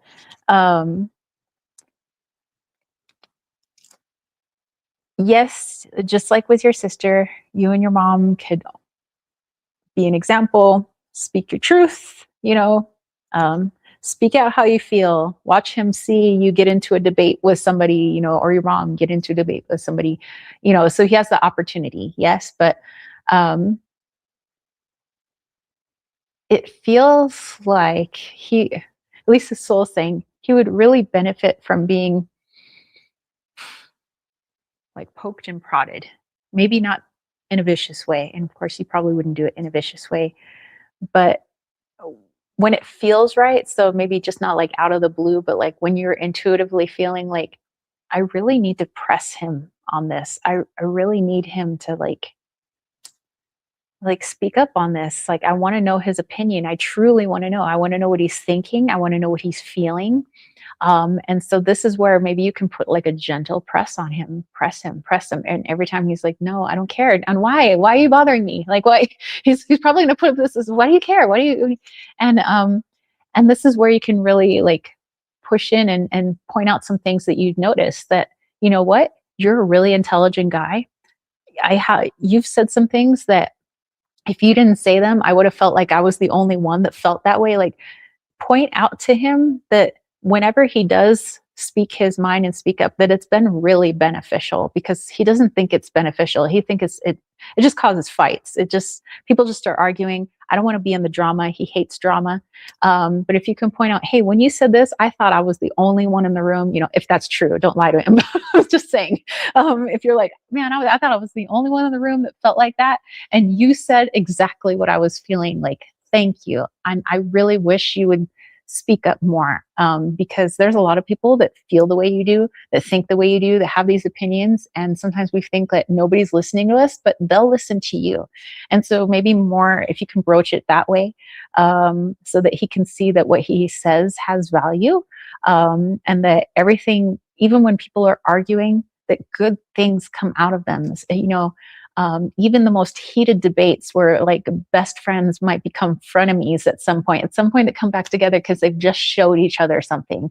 And it couldn't have come out any other way. If we're just like pretending everything's okay, I'm lying about my feelings, I'm lying about my opinions, I'm lying that I don't care, that's not helping anybody. It's definitely not helping himself. So if, again, when it's intuitively right, you've got a fantastic intuition, and he's your brother, which makes it an even closer connection. But yeah, feel into it. If you really feel like, I really need to press him on this, I really want him to speak up, and then point out to him that when he does speak up, this is great. You're really helping a lot of people, including yourself. And think about how good do you feel when you speak up? Like, because sometimes, you can give them an example. Sometimes when I hold things in, man, I start to get sick to my stomach, my throat starts to hurt, and I realize it's because I'm not speaking out. Like, have you noticed that? And you can have this conversation with him. But yeah, I hope that helps. It seems like he needs a little prod there. Not a jab, but just a little prod. Duality Tale says he doesn't believe in the things my mom has worked for all her life. So in that respect, where I also believe it's 2 against 1, not in a bad way, but I hope he understands there's truth to our mom's words when he's mocked her. And in that too, that's also, I feel that stifled throat chakra, because I feel he does believe what your mom is doing. And so this, like, I don't want to get into a whole argument. For him, it's I'm going to be on the side of logic and reason, and the side that I think most of society's on. And so it feels like the safer side, but I feel like he does believe in a lot of what your mom does and a lot of what you do too. And to pretend to be against it, because that's actually what's happening. He's not really against it. He's pretending to be against it. He feels like he's not going to be mocked as much or ridiculed as much as he believes your mother is. Like, he believes that a lot of people look down on some of the things she says, some of the things she believes, not necessarily like her profession, but just a lot of that. So he likes to take the position of like, I am the cool, collected, I know what's right, so like, I don't care, just kind of thing. So, and that's a form of protecting himself as well. So he's not actually, I feel like he's not really speaking his truth. And that you could probably press him on, like, what are you afraid of? What are you really afraid of? Are you afraid of how people see you? Are you afraid of people disagreeing with you, of people thinking what you're doing is too woo-woo, or, like, what really, like, where's this coming from? And of course you can't make him change. If he's got to want to change, just like your sister, just like everybody else in the world, they've got to want to change. But it's something that you could press him on, like like, I do value your opinions and your thoughts, but sometimes I think you're not being genuine when you're, whatever, mocking our mom, or because really it's the you ever psychologically, I don't remember the term, but it's where people project their fears onto others. So he himself is afraid of being mocked. So I'm going to mock the person that I love most, which is my mother. So it helps me, what I think make me feel stronger, but I don't. I never end up feeling stronger, because I guarantee you, when people put other people down, they might feel an inflated ego for about 30 seconds, but then they go back to feeling like crap.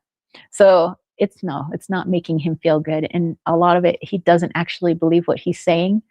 He's just trying to feel big and strong. For some reason, he doesn't feel that way. That's quite the opposite, actually. And so he doesn't speak his truth. So he says a lot of things that he doesn't actually believe, and sometimes he doesn't say anything at all. And he just, nah, I don't care, whatever. I don't want drama. So um, I don't know. So something you could prod him on, maybe not in attack mode, because he will definitely put up defenses just like your sister. Um, but just like, what makes you believe that? Because I don't believe you when you say that. So that's, where's that coming from? And also, but when you've said these other things, like, I've loved it. You've been so open minded, and I loved having a discussion with you. I loved, when you voice these opinions. Um, so again, it's trying to give him an opportunity to speak his truth, to see things a different way. But again, you wouldn't be able to force him, and I know you know that. Let's see, everyone loves a second opinion, and she's been a lone ranger for a long time. That's difficult, but that's a lot of strength to do that, which, I mean, that should be an example for the family, right? That even when it seems like the odds are stacked against you and everybody seems against you, but you know your truth, and she keeps pushing forward on that. Somewhere deep down in all of you, you all have seen that, and all of you have that opportunity in you. So I think that's fantastic. Um, that's a very strong character trait. Um, this is only in a way that he understands my mom the way I do. And that's difficult too, because we all live in our own reality.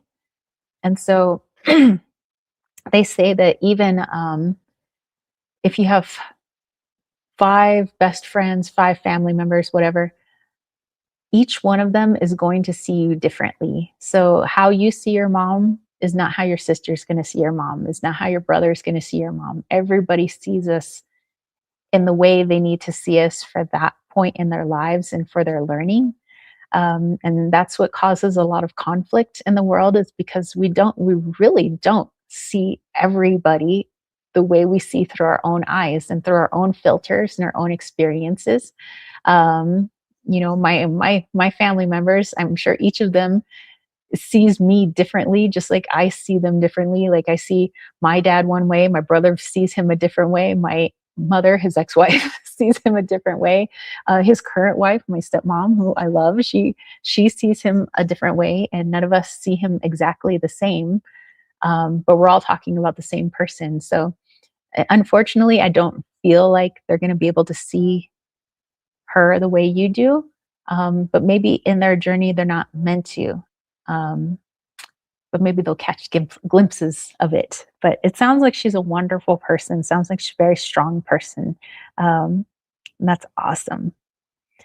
Okay, so we did want to pull a card for your sister. So just a message to pass on to her. Okay. Okay.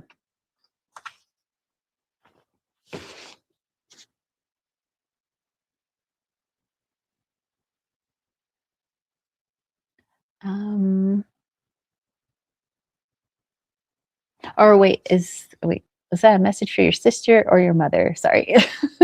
I got confused. And we had some other things. Oh, and then our friend Chaos is here. Says my entire family doesn't talk to me anymore. I tried to wake them up. Well, like I said, everybody's in their own realities. Okay, sister. Okay, thank you, Duality Tail. All right. So a message to pass on to sister. Um,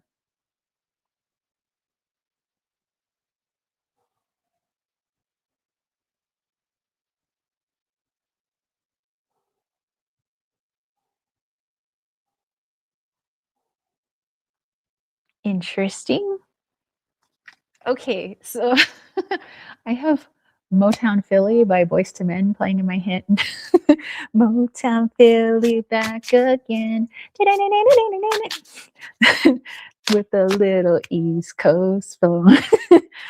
Boys to men going on. Not too hard, not too soft. Okay. So anyway, what the heck does Motown Philly have to do with your sister's message? But we'll see.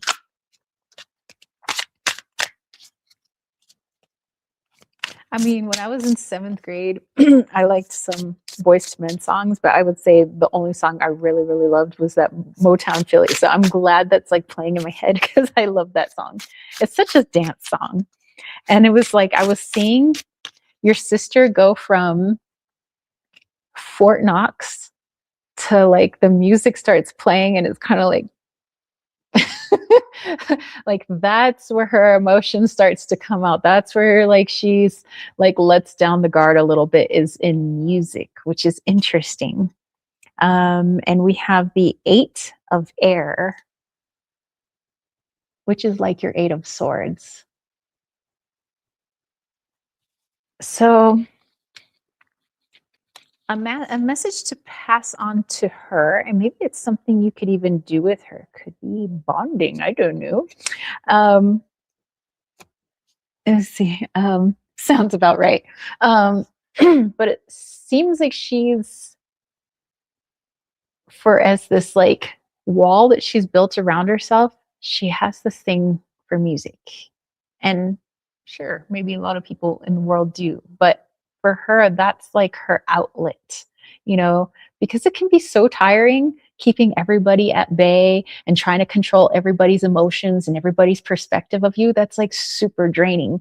But it's like when the music comes on, she can finally just like relax a little bit. And I'm not saying that she like busts a move in front of total strangers and everything, because she's still, you know, pretty protective about how people see her and stuff. But on like alone and maybe just with you or another family member, she can kind of allow that, you know, I can kind of just, you know, bust my groove. I can, you know, let myself just relax. So um, it could be something you could do together. Maybe you guys want to go to a concert together or just start playing some music in the house and you can just start dancing ridiculously. And if she would like to join in with you, she's more than welcome. I mean, she might stand there being like, oh my gosh, you are so weird. But who cares? You're dancing and having fun. And this gives her the opportunity to just, you know, it's okay to have an outlet once in a while because, you know, you might understand and you might even tell her, you know, that I know that you get exhausted sometimes thinking that, you, you know, that you have to control everything. And I'm not saying control in a bad way, but I understand you might not want to be hurt by others. And sometimes just getting your groove on is the best outlet for that. Maybe you don't even need to say that at all. Maybe you just start playing some good music and the two of you can have this unspoken dance party once in a while. You know, don't even need to get into a deep discussion. And it's kind of like training for her that we can maybe just communicate through music, you know, if that feels better for her. But yeah, a little message just to allow herself to find some relaxation once in a while. So whether she needs to go on vacay to the beach and just like blast her music, or she needs to blast it in the shower and just have a 2 hour long shower dance competition going on with herself. Um, but I keep feeling music, like music is a really good outlet for her and it'll be really beneficial. Um, and even it seems like she's really swayed by music too. Like she has to have theme music, if that makes sense. Like if we're having a very serious discussion, I want some serious music. You know, if I'm feeling more lighthearted, I want some lighthearted music. um, but that's really interesting. So yeah, maybe pass on that you guys can incorporate a little bit more music into your relationship together. And you can even say, hey, you don't feel like talking when the music's playing? That's cool. But I want to dance. And if you want to join me, cool. I bet you she'd join you though. um, Duality Tale says literally makes perfect sense to me. Yeah, I mean, everybody's got to have their outlet. Otherwise, you are going to like implode. If like somebody's working that hard 24/7 to like literally control their reality and their environment, they're going to need to cut loose once in a while. And music might just be that form for her. So maybe at first you guys don't talk, you know, if she doesn't want to, especially if you guys are feeling a little bit of distance with each other. But that will probably maybe in the future give her an opportunity to start opening up is like during your dance sessions or just like listening to music together. Because music brings out emotion. Emotion is what she's hiding. Um, so it might be well, some people think that alcohol is like the liquid emotion, you know, but I think music is like the frequency of emotion. So that might help her, you know, just express herself a little bit more, open up a little bit more is through music. But again, that's up to her. Don't force her. Says, anyway, last reading, if you don't mind, how can I act as a good middleman between the three of them to appease my mom, which is what we all want? Okay, so you're feeling like brother and sister ganging up on your mom, and you're kind of this go between. You're the middleman. So let's see. You said I kind of knew this without her saying it. Aw, see, that's such a good intuition about you. Okay, you're stuck in the middle. Stuck in the middle with you. Okay.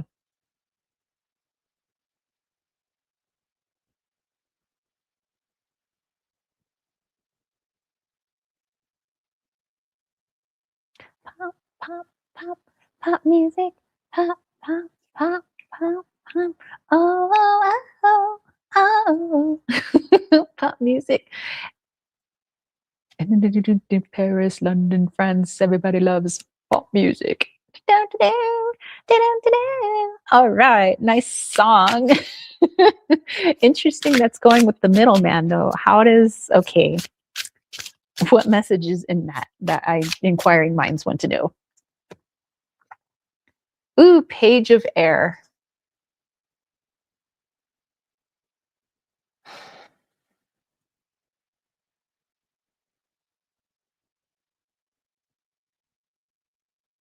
Okay. So, all right. So in the song, you know, it's like pop music, pop, pop, pop, pop. So, it's almost like popcorn, like getting the dance floor going. But in your case, um, it says the three of them do really well when there's like a common cause. You know, they may have like differing ideas about like how things should be done and belief systems and what's cool and what's not cool and all of that. But when it comes to something that they both truly believe in, like, I don't know, ending world hunger, you know, I'm just saying, that they work really well. So you could, I don't want to say make something up, but find something that you genuinely would like help with, but you would like the three of them to kind of help you with that thing. So it's not we're going to sit down at the dinner table and I want to get into an argument and you know, so it needs to be phrased and we're not here to argue. We're not here to get into a debate with anything, but here's my problem. I have help. I need help with this, whatever thing you need help with in your life. It could be rebuilding the garage. I don't know, but just, or it could be more emotional or, but I need help with this.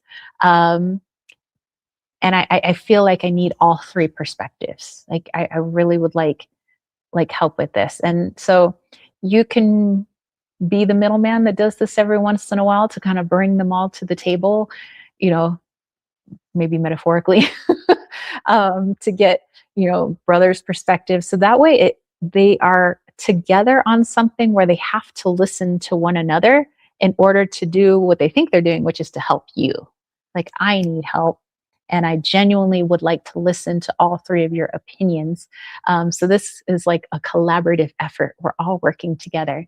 So you could do little things like this, or it could be your mom needs help with something, wink, wink. And therefore, you, your sister, your brother are going to need to help mom with some suggestions, and so it's not a time for fighting because we're not debating anything. It's she needs help with something. What is your perspective? Okay, cool. Sister, what's your perspective? Awesome. Okay, here's my perspective. Here you go, mom. Not an argument session, and it's everybody working together so we can understand how each other thinks, understand how each other is feeling. And so you and your mom can go back and forth doing this if you'd like. Not to say it's going to change anybody's behaviors, but again, it's just another opportunity for everybody to be able to listen to one another when there is nothing, like no argument, no drama involved. It's literally, I just want your opinion. That's all. We're not here to debate your opinion. It's just, I genuinely would like your help and your opinion. So that way it's a collaborative effort. Anything you can get where everybody has to work together for a common goal because it's somebody they care about, i.e. your mom or you, or somebody else in the family.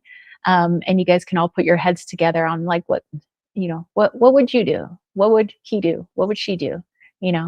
Um, so I like that. I like that. And maybe if you had pop music playing in the background, I don't know, you could do that too. um, let's see.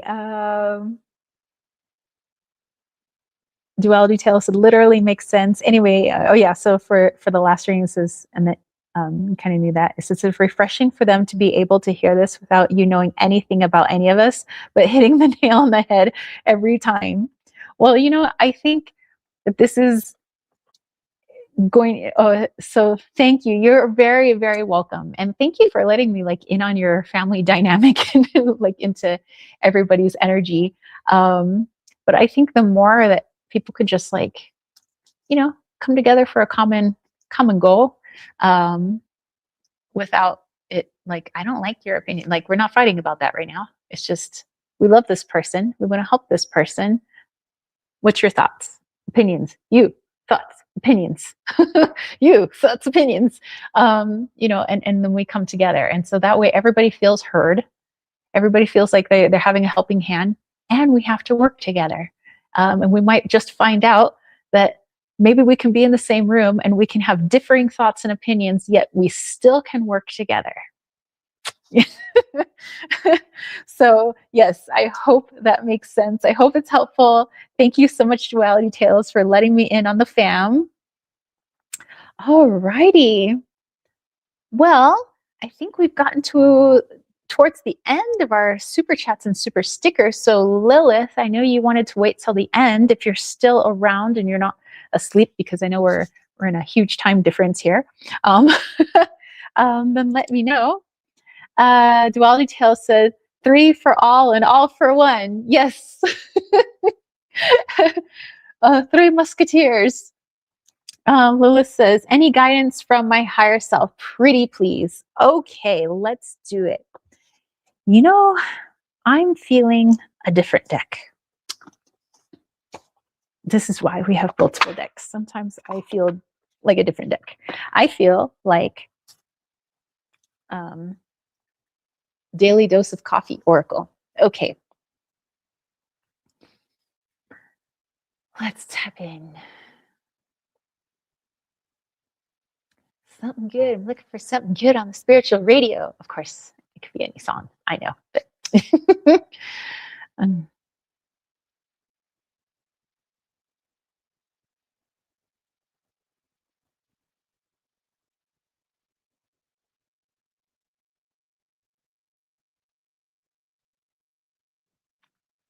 Well, we went way back into music. Okie dokie. The Do Run Run. Wow. His name was Bill. The Do Run Run Run. The Do Run Run. Oh my gosh. And my heart stood still. And his name was Bill. And when he walked me home, the do run, run, run, the do run, run. That come out in like the 50s. Like, oh my gosh. All right. So let's see what the do run, run has to do with your guidance. Oh my gosh. I haven't heard that song in a hot minute. That was so funny. That came on the radio. Okay. We have knowledge. All right. Okay, so the song, I mean, maybe you don't know the song. It's kind of an oldies song. So maybe you want to pull it up on iTunes or something. It's literally the Do Run Run. um, but think in this song, there's obviously this girl who is infatuated with this young man, and everything he does is like, huh, I just swoon. His name, he walked me home, he said my name. Just like, huh, swoon factor, swoon factor. I don't know what Bill looks like, okay? But according to her, he's hot. So,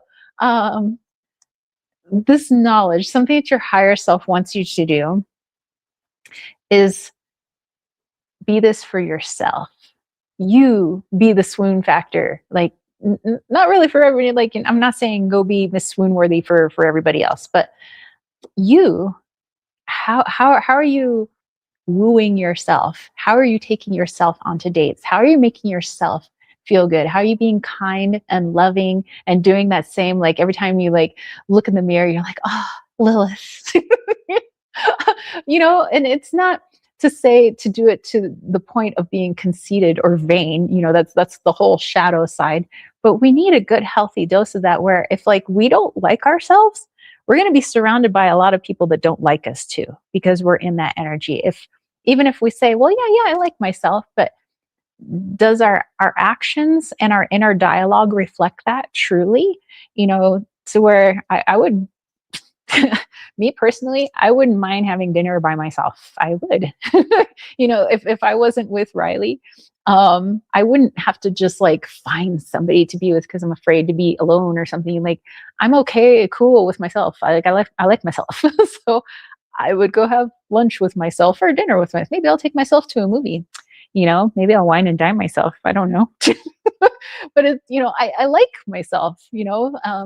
So like I said, it doesn't need to be where you're like, wow, I'm so much better than everybody. Kind of, that's to the point of being conceited, but to love yourself, like yourself to the point where you love your company. I don't mind, doing something a little spicy, a little something nice for myself, or, taking myself out on date, or having a text to myself. Yeah, I'm like sending sending silly texts back and forth to myself. So it's this I don't know, just your higher self is really coming in that it's time to date yourself. It's time to really be what you've always looked for in other people too. Like, you want people to respect you. You want people to love you. You want people to see you for all your wonderful qualities. So see yourself for all those wonderful qualities. Point them out to yourself. You could say it in the mirror. You can say it in your journal. You can scream it to the heavens if you need to.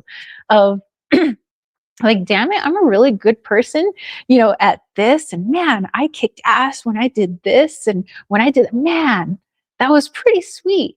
Like, I'm, helping a friend of mine build some awesome things on the computer, and I'm doing a pretty sweet job. Like, go me. So this is, yeah, all about wooing yourself, being really kind to yourself, do some loving things. You know what? The commercial holiday known as Valentine's Day is coming up. Be silly. buy yourself some chocolates, buy yourself a card if you need to. I know that's silly, but it's still it's fun. It's in the spirit of things of really showing yourself some real love. I know I'm talking about like commercial things and like tangible things, but oftentimes that equates to how we really feel about ourselves. So, if you've been noticing that I'm surrounded by people that aren't the best to me, or they just like just crazy full of drama, then maybe there's a part of me that's resonating with that. And so maybe I need to switch my mindset and how I really talk to myself when nobody's listening. How do I talk to myself in my head? How do I, are my words and my affirmations reflecting my actions with myself? So, and I know I was being a little silly, but yes, I hope you get the gist of what I was trying to say is to be really good. Woo Lilith. Woo her. Um, Lilith is like, not Tara spilling secrets. What? No. Oh, let's see. Lilith says, she said, yeah, I didn't think I know it, but it sounds very fun. Nice. Whoa, cards just flying out. Duality Tale said, so we have a last reading for Duality Tale and Costalini. Excellent. Um, Excellent. Yeah. All right. So Lilith, I hope that makes sense. If you do end up whining and dining yourself and doing some fun things, please do share. I'll try some of those things too. I'll wine and dine myself. In fact, I do. I don't dine myself because Riley is really, really good cook. He makes nice steaks. But I wine myself. He does the dining, I do the whining. Okay. So let's look at our other friends here. Lilith says, I still have another request too. Oh, okay. Sure. No problemo. So, and then we'll take a look at Costalini and Duality Tale. Go ahead, my friend. Go ahead. I should have brought my water out. I should have had a bigger mug of tea.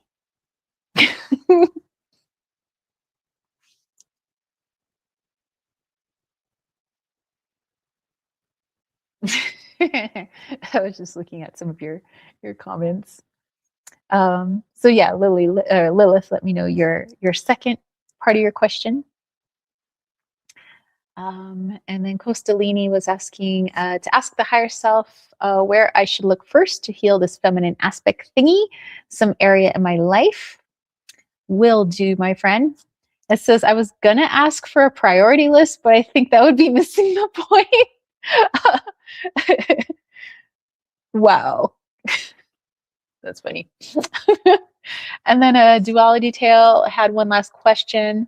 What can I do to hear from my higher self? Last one, but what can I do? What can I do? Oh, yeah, to hear from the higher self. All right.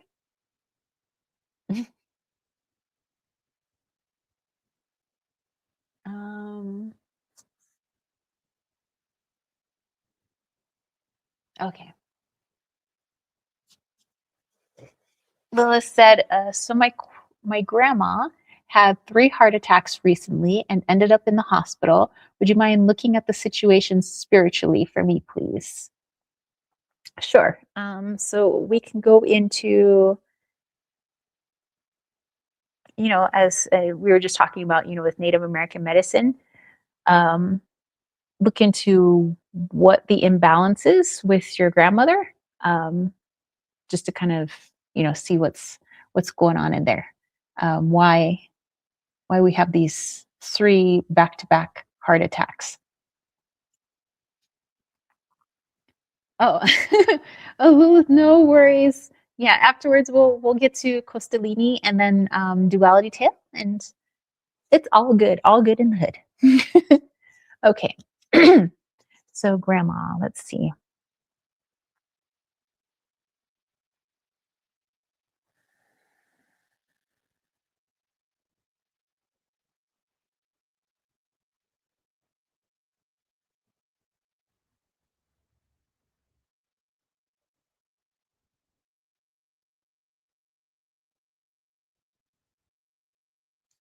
Wow. Okay. So I was just kind of, I try to go through the heart chakra and I just kind of know what's going on here. And there's a lot of emotions going on. um, a lot of them contradictory too, which is interesting. Probably also why we're having the heart attack because, you know, part of me wants to beat, part of me doesn't want to beat. Um, so grandmother has lost as we get older. You know, we lose more and more people. Um, People die of old age. We lose people tragically or accidentally.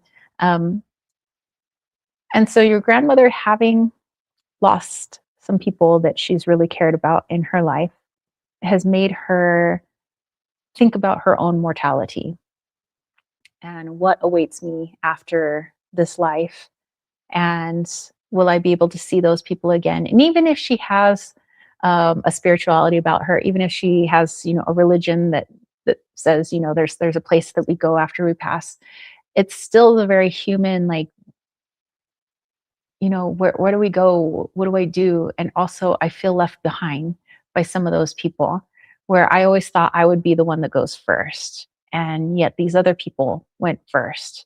So there's this heaviness, this sadness with losing people, or what she feels like is losing, because it's like, what if I never see them again? What if I die and then you're not reunited with family members? Like, she's having these existential questions, like, is there, you know, like a heaven? Is there, like, you know, even though she might say she believes that, it's like now we're getting to an age where we're really questioning that.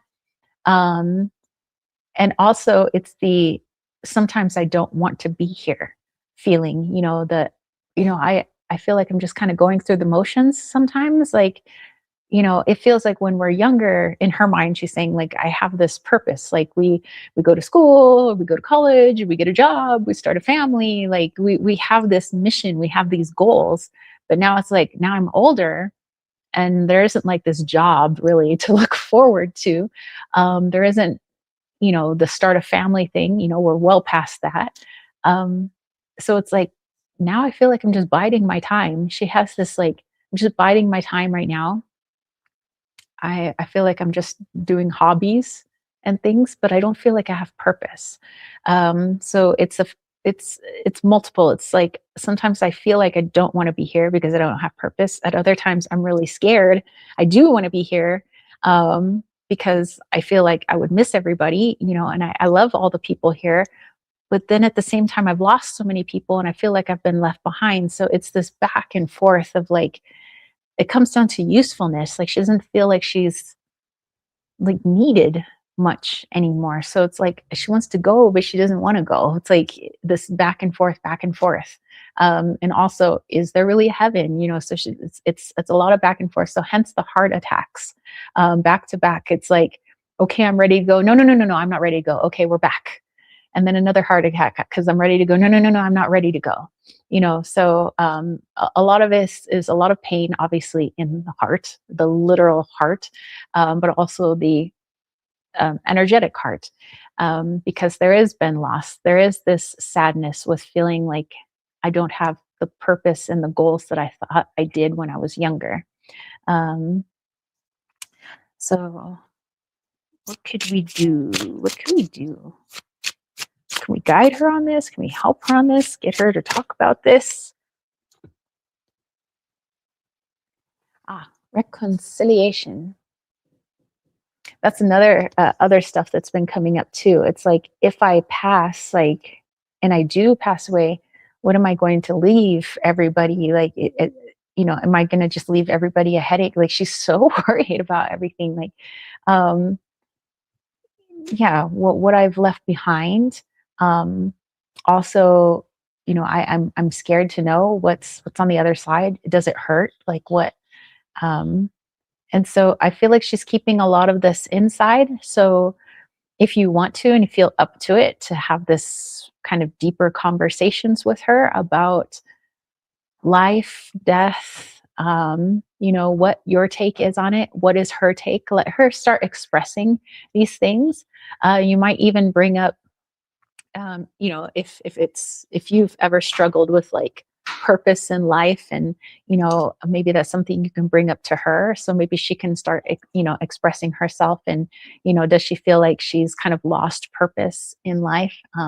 Is there something, and it might be a fun thing, like, hey grandma, you and I maybe can come up with something together, where we can, everybody's looking for their purpose, maybe we can find our purpose together. And maybe that is the purpose, that we're meant to help each other. So I hope that helps. But yeah, it's a lot of things going on. It's a lot of emotional things, a lot of thinking that's contributing to those heart attacks.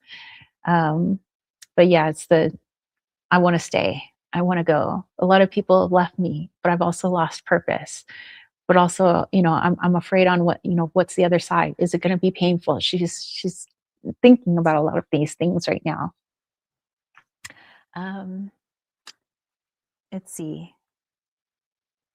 Lilith says, it's interesting because my great grandmother just passed fairly recently, like 5 to 6 years ago. It says she's always questioning why I'm stagnant in this life.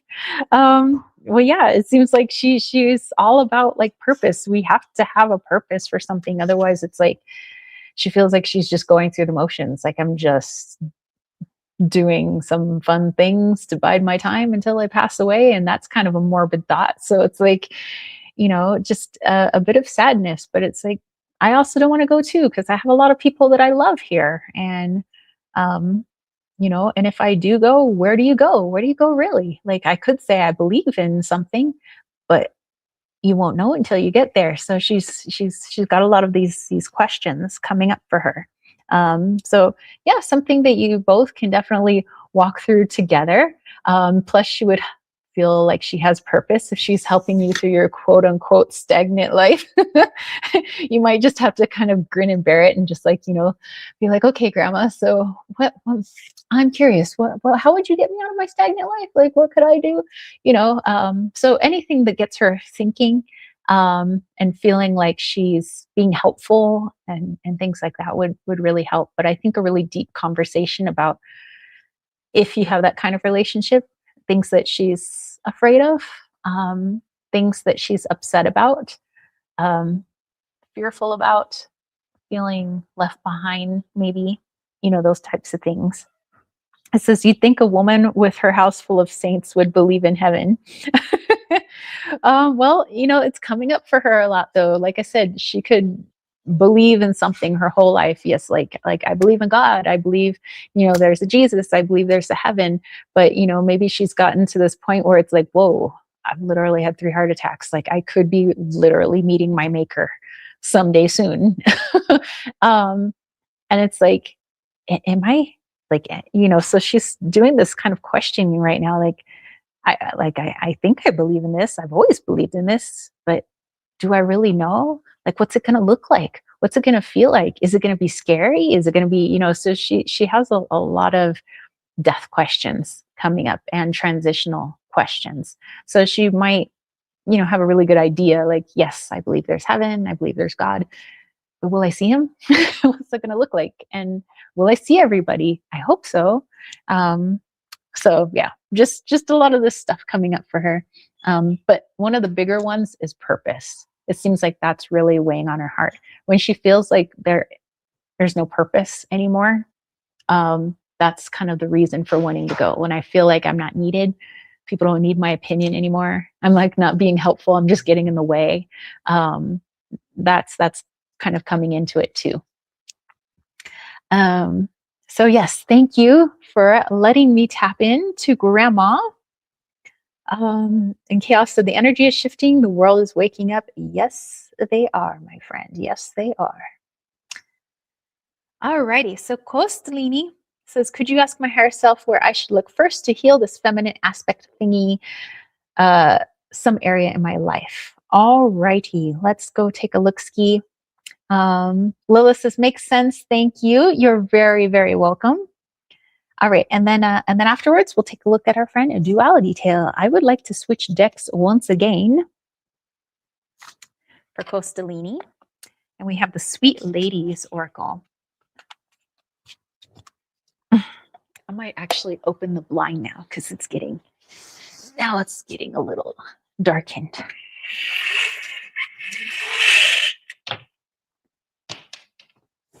There we go. Okay. Feminine aspect.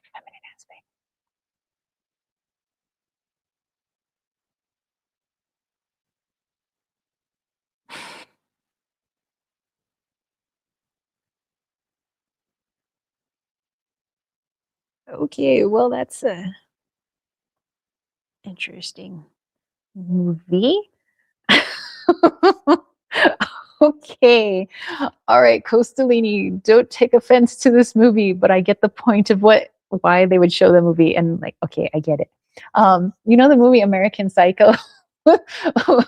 um, so like in the movie, you got this guy. I mean, you probably watched it, but maybe for other people who haven't watched it. So there's this guy. He's obviously a psycho. He's psycho killer.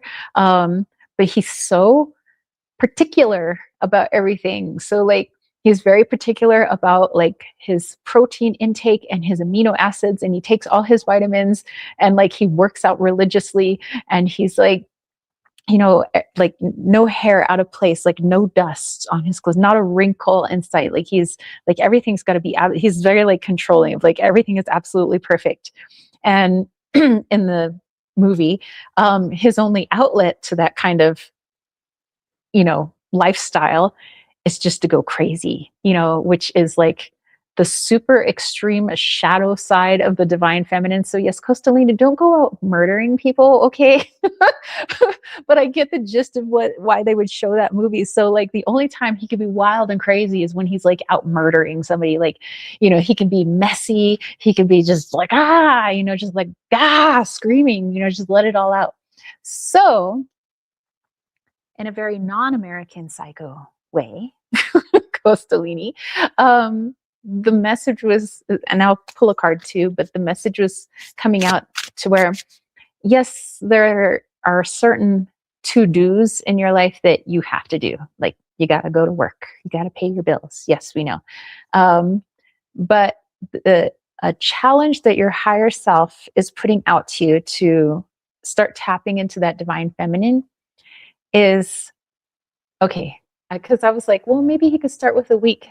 Your higher self was like, he needs to start with one day. Like, okay. So one day, maybe work up to a week and then maybe a month. I don't know. You do the things that you have to do, like literally have to. You have to go to work. Okay. I understand this. But how you do the other things that you deem important in your day, like I don't know, if you go to the gym and maybe you make dinner and then you do all these things, and you might be very rigid on how they are, like I have to have this amount of protein, and I eat these veggies, and I eat this. So your higher self is asking you to feel into what you want to do each day, setting aside the things that you have to do. Yes, you have to do those things, like go to work. But outside of going to work, just feeling into what to do next. Your brain's going to tell you that the logical thing to do next is to go to the gym, or it's time to make dinner. But emotionally, what do you want to do? What would you rather be doing right now than making dinner? What would you rather be doing than going to the gym right now? Maybe you're like, well, I didn't really feel like going to the gym, but I feel like having a dance party in my boxers in my house or something. Like, then freaking have a dance party by yourself. I don't know. If you feel like like today, I just want to eat like I'm 9 years old, you know? And so, then eat like you're 9. And if you're like, well, I only have healthy food in my house, okay, then you're going to eat like a healthy 9-year-old. But, you get the picture. So higher self is like, it's time to start feeling into what you want to do every day, and maybe just start with today, one day, and then work your way up to a few days, and maybe an entire week where you did all the have tos, but then the rest of it that you schedule into your day because you think you should, like, I should go to the gym, I should take my vitamins, I should I don't know, journal and meditate every day. And okay, those are all, like, logically they all make sense. Yes, they do. But how do you feel? What do you feel like doing? you know and see how you feel after 24 hours. Then see how you feel after 36 hours, 48 hours. See how you feel by the end of the week. See how your back feels by the end of 24 hours or an entire week of doing the mandatory things. And then the rest of it was left up to your intuition. It was left up to how you feel. We'll pull a card too, just in case. But let's see. Lilith says, and then there was light. Oh, yes. Ha, ha, ha, ha, ha. Costolini's like, yeah. Lilith says, let yourself go where the wind blows. It might be a hard ask, but we're tapping into your feminine, bro. I mean, look at this picture. I love it because there's no keywords here. I mean, look at this dude. He's literally got the divine feminine in each arm. And they're like, look at you in your stodgy uniform, looking all stuffy. Look at us in our flowing dresses, ready for a dance party at any moment. Like, we're going to take you on an adventure, dude. Like, this is what your divine feminine is ready to do with you. So, yeah, I know it might be a little difficult, especially if you're a very regimented person and you like things done logically. But if you really truly want to bring balance into your life, I'm not saying you have to do this for the whole rest of your life, but just give it a try. See how it goes. And you might figure out a way to make it a little bit more balanced in your life so that you do a little bit of that wild, crazy, what I feel like doing, but also here are some things that make more some logical sense too, and just trying to marry them together. But yeah, for now, we're going to have to go to the extreme. So yes, go to work, do the have tos, and then the rest of it is up to how you feel, your intuition, your creativity. You're like, you know what? I feel like just going buck wild. I'm just going to eat garbage during the Super Bowl. Because that's what I really want to do. Then, it won't kill you to eat garbage for however many hours the Super Bowl is, and then go back to eating healthy. But, I hope you catch my drift. Let's see, Costolini says, I think I'm going to have a wild story next week if I do this, because I kind of feel like flying to Sedona right now for no specific reason. I mean, if you got the means, go for it, bro. I mean, that's what you're feeling. And, it's not going to interfere with like the have tos, then go for it. I mean, I'm not a travel agent, but I'm just saying, listen to the soul. Lois says, that's what I should tell my granny too. Go wild. And she said, Costolini running around naked through the mountains of Sedona. Costolini, like, credit cards. Oh, wow. Okay. Wow. That's awesome. I love that. And I can't wait to hear your stories next week. All right. Duality Tales has one last question before we wrap up today, and maybe do a little meditation with passion flower. Excuse me. Wow. All righty. Sorry, I was just looking at something. Okay. So Duality Tales said, last one. What can I do to hear from the higher self? Okay. And then, all right. So what to do to hear from the higher self? All righty. Let's tap in. Costolini said, big thank you. You are very welcome. All right, so we got our cards here, Duality Tales, our last read of the early evening before our meditation. I'm going to hold Passion Flower once again. In the receptive hand, of course.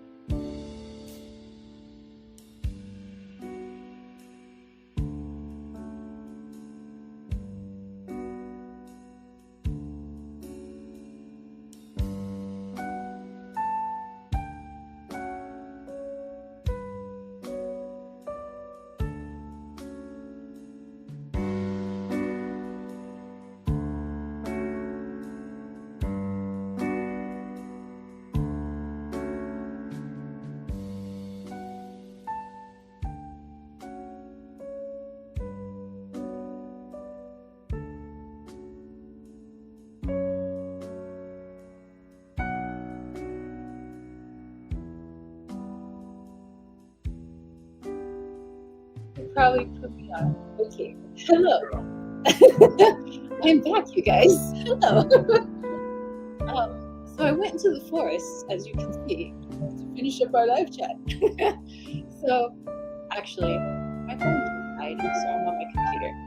Anyway, all right. So we were going to pull a card for our friend Duality Tail. And no, Duality Tail, it's not bad, not at all. Just we all have energy. Really, my phone was literally 100% before I started the live chat, and right when it died, it was at 60%. Went from 60 to 0. 60 to 0 to 60. That's crazy. We must be pulling a lot of energy into here.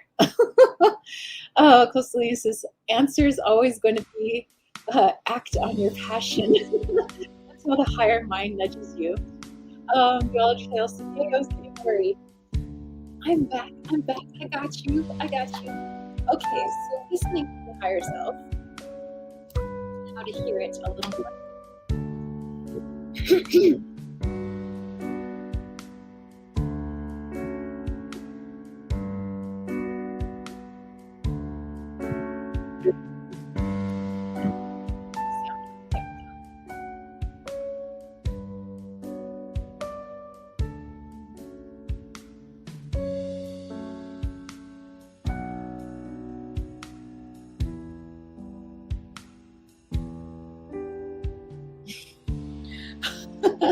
Duality Tail, you're gonna think, Lila says the music is drowning out the voice. I know, it gets, I don't know, the music gets wacky. Anyway, so I don't know if you know who Cheech and Chong are, but there's like this skit they used to do where there's like somebody was knocking the door. It's like, it's me, Dave. Open up. I got the stuff. Who? Dave. Dave's not here. I just thought that was interesting with the how do I listen to the higher self and it's like, who is it? It's me, Dave. Who is it? It's me, Dave, man. Open up the door. Dave, who? Dave's not here. Lilith says, Riley, music maestro, abort music, please.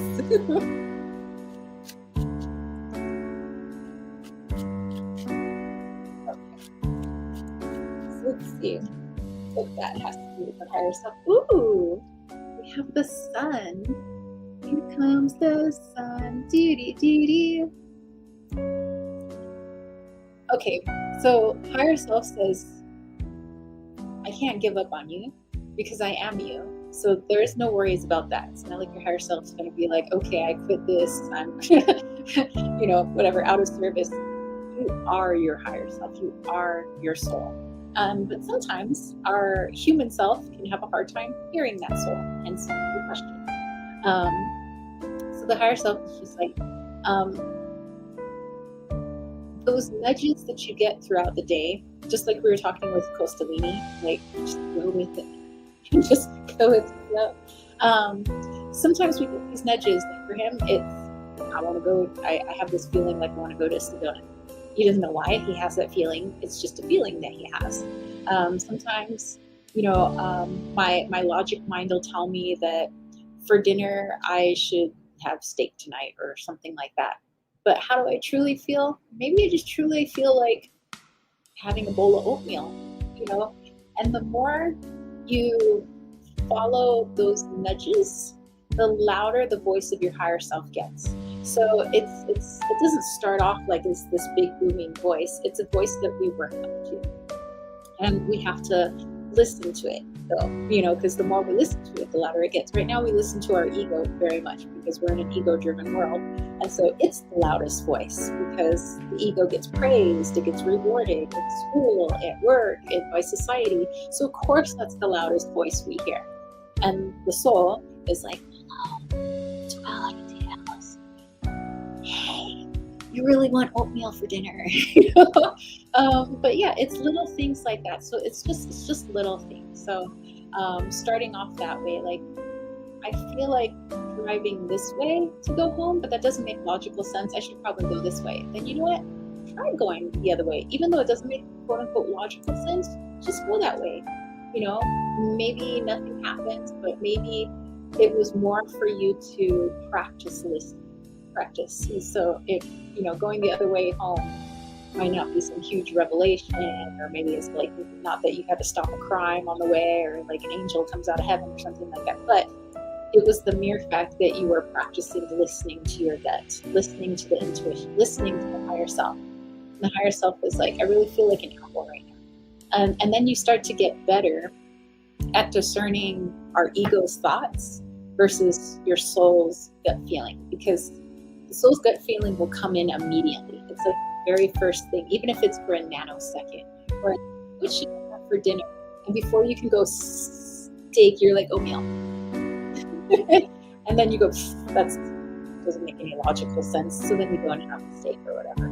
I'm just using that as an example because we're close to dinner time and I'm hungry. But anyway, so it's things like that. So the more you try listening to that initial little voice and little things like what to have for dinner, which way to go home, what to wear that day. It might not be life-altering things, but you're practicing listening to that voice that rarely gets listened to in this world of everything is ego-driven. So that little voice that at first right now is just like a little teeny whisper starts to get a little louder. It's like, hey, duality, hey, you should really read this book.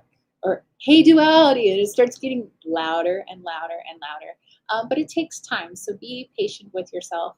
And eventually, you know, we start working up to, you know, the bigger things where now the higher self is more than just telling you what to wear that day, but it's like, you know, it's really time to start working on this shadow, or it's time to look into why our throat chakra has been, you know, blocked or whatever it may be. And of course, meditation.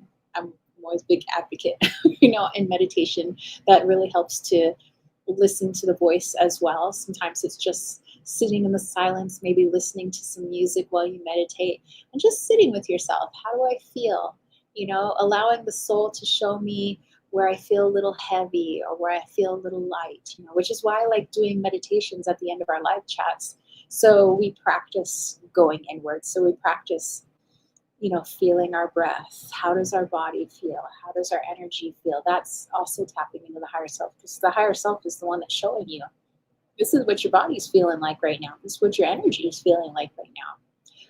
But yeah, so little things, hopefully that helps. Punky's like, Dave's not here, man. Oh, okay. Apparently, go with that music playing really loud. So yeah, so duality tale, it's just the little things, you know, and building up to being able to hear the voice louder. And for me, it's not like a voice, not like a booming voice out of heaven. I mean, I say voice, but I guess that's the only way I can describe it. But it's more of a knowing, I guess, that sounds just like me, which is interesting because my ego also sounds just like me. So it was very confusing at first. But I just leaned more into that soul nudges even when my logical mind would tell me the opposite. Like logic says, you should dress this way. But my soul is like, you should really wear purple today. I think it would be amazing on you. You should just do it. So yeah, the more you do those little things, the louder the voice starts to get, the louder and louder. And definitely meditation, coupling that with meditation definitely helps as well. Not that you need to have some huge revelations in meditation. For me, meditation is just being still, grounded, and just feeling. Sometimes I see it in color. Maybe it comes across as a song. And that's how you'll understand your intuition too. You might be wondering, should I do this or that? And then like a movie pops up in your head, or a song, or maybe a feeling or a color. That's your intuition speaking to you, and it speaks to everybody differently. That's your soul. For me, my soul speaks in music, and it's very visual. So that's why I'm always relaying songs to you guys, because that's just how my soul speaks. But not everybody's soul speaks in song. Yours might be in color. If you're like, should I go left or right today? And then you get a big like yellow when I thought of left, and then I got red when I thought of right. I feel like I should go with the yellow. And then you go with the yellow. And and the more you do that, the louder and louder it gets. So Dual Detail says it does, thank you, even through the background noise. So you are very, very welcome. Lila says much better, thank yous. All right. Okay, that was our last question. Yes, I think it was. All right. Okay. All right. So let's go into, I was going to say meditation, meditation mode, with the card I wanted to pull for tonight's full moon. Oh, you dudes. I wish my phone was working. The moon is freaking going up right there, and it's like this huge, massive orb. And it's right above our neighbor's house. Like, it's starting to rise above their house, and it's when it's like huge and orange. It's crazy. Okay, so on that note, let's pull a little affirmation for this full moon, this snow moon. Imbolc, transitions in season. Okay, that's the front of our card. And by the way, what I am using is the Moon Magic affirmation cards. Okay, so here's the card. It says, I let go, I release, I am within perfect possibility. Well, what a card to get on the full moon, that everything is possible. Of course, our mind would tell us that, oh, this is impossible, oh, you can't do this. And it's just reinforcing those beliefs. Bless you. Thank you. So, let's see. Do we have a pretty picture for meditation? Well, you just stare at the background. That's pretty. Okay. So go ahead and find a nice, comfortable space. A place you'll be undisturbed for the next several minutes. You could be laying in your bed, sitting in a chair, or perhaps seated underneath your favorite tree.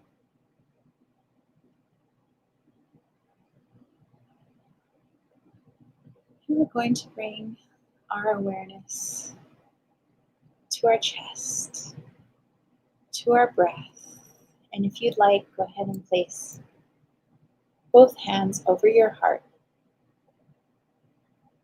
And for now, just feel that rise and fall.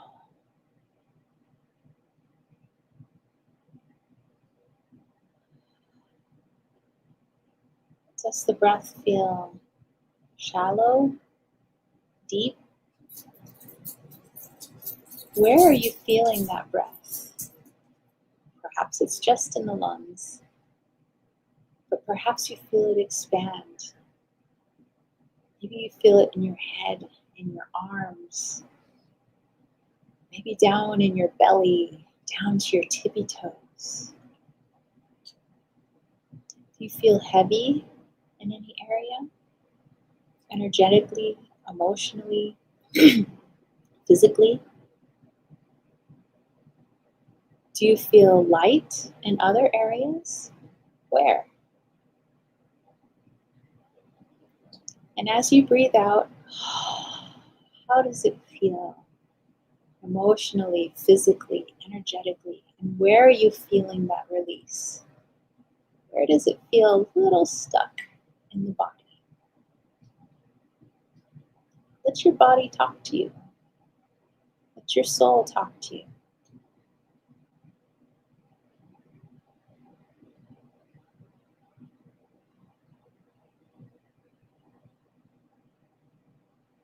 And as you feel into this, I want you to imagine passion flower.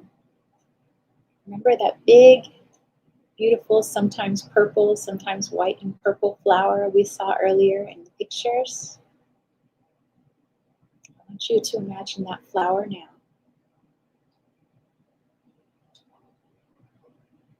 And imagine this flower is massive. And you're wearing passion flower like a little hat on your head. Almost as if you were the size of a little fairy. This ginormous passion flower hat. Could be purple, could be white and purple. With its vines and tendrils, and its pestils and stamen.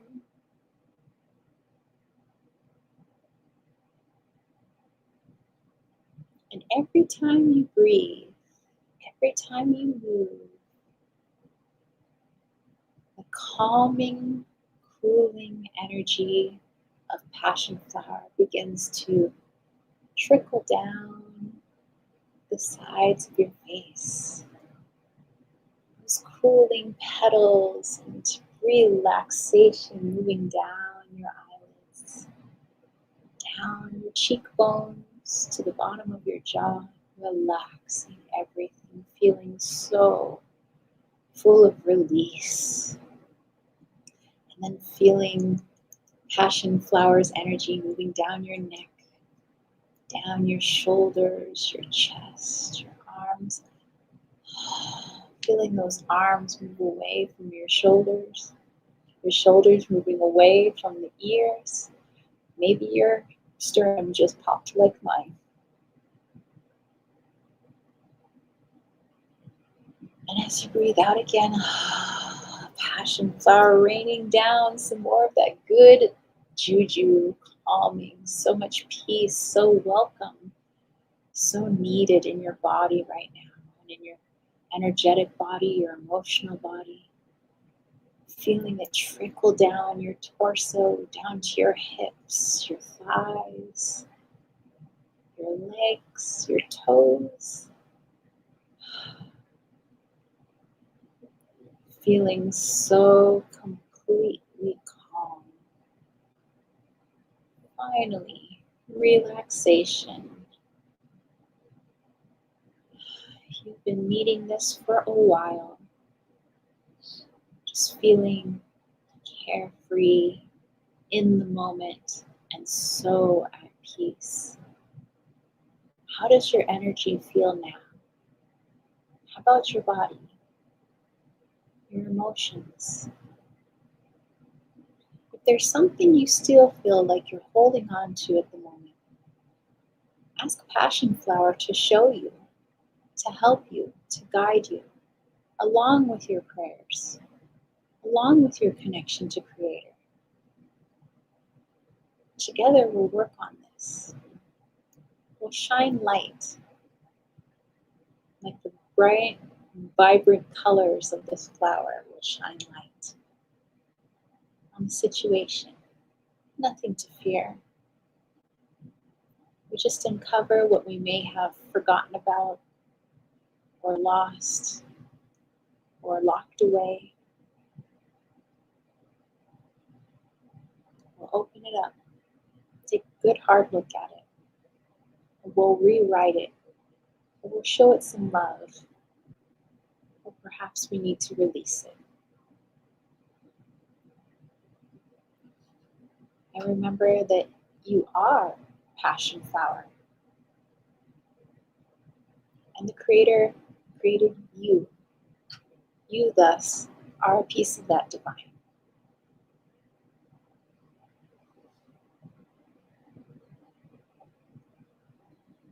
And as we thank Passion Flower and our Creator for coming into this space with us, helping us to feel relaxed and at peace, perhaps showing us where we need a little bit of work.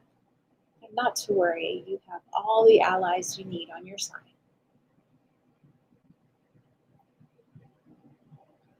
And when you feel ready, Bring your awareness back into your body, perhaps wiggling your fingers and toes and having yourself a little stretch.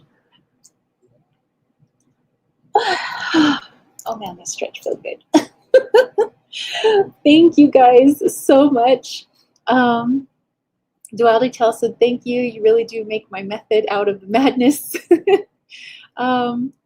Lilith says, you must upload a picture for us later. I shall. The moon that's right there. It's huge. Wow. Your phone takes a bit of pictures of my phone. My phone's got to wake up. But I will post it on the Instagrams if you guys are over on the grams at Kittens, Weights, and Tarot. All right, you guys, I hope that you have a beautiful rest of your day. Have a good evening.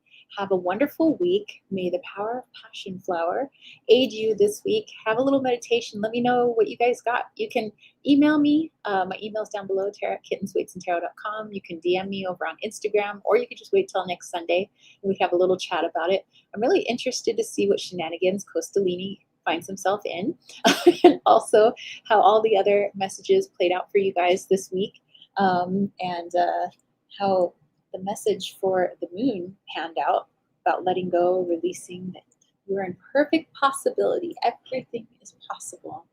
So, all right, you guys, I will catch you later. Peace, love, and chicken grease. Peace out. Bye, guys.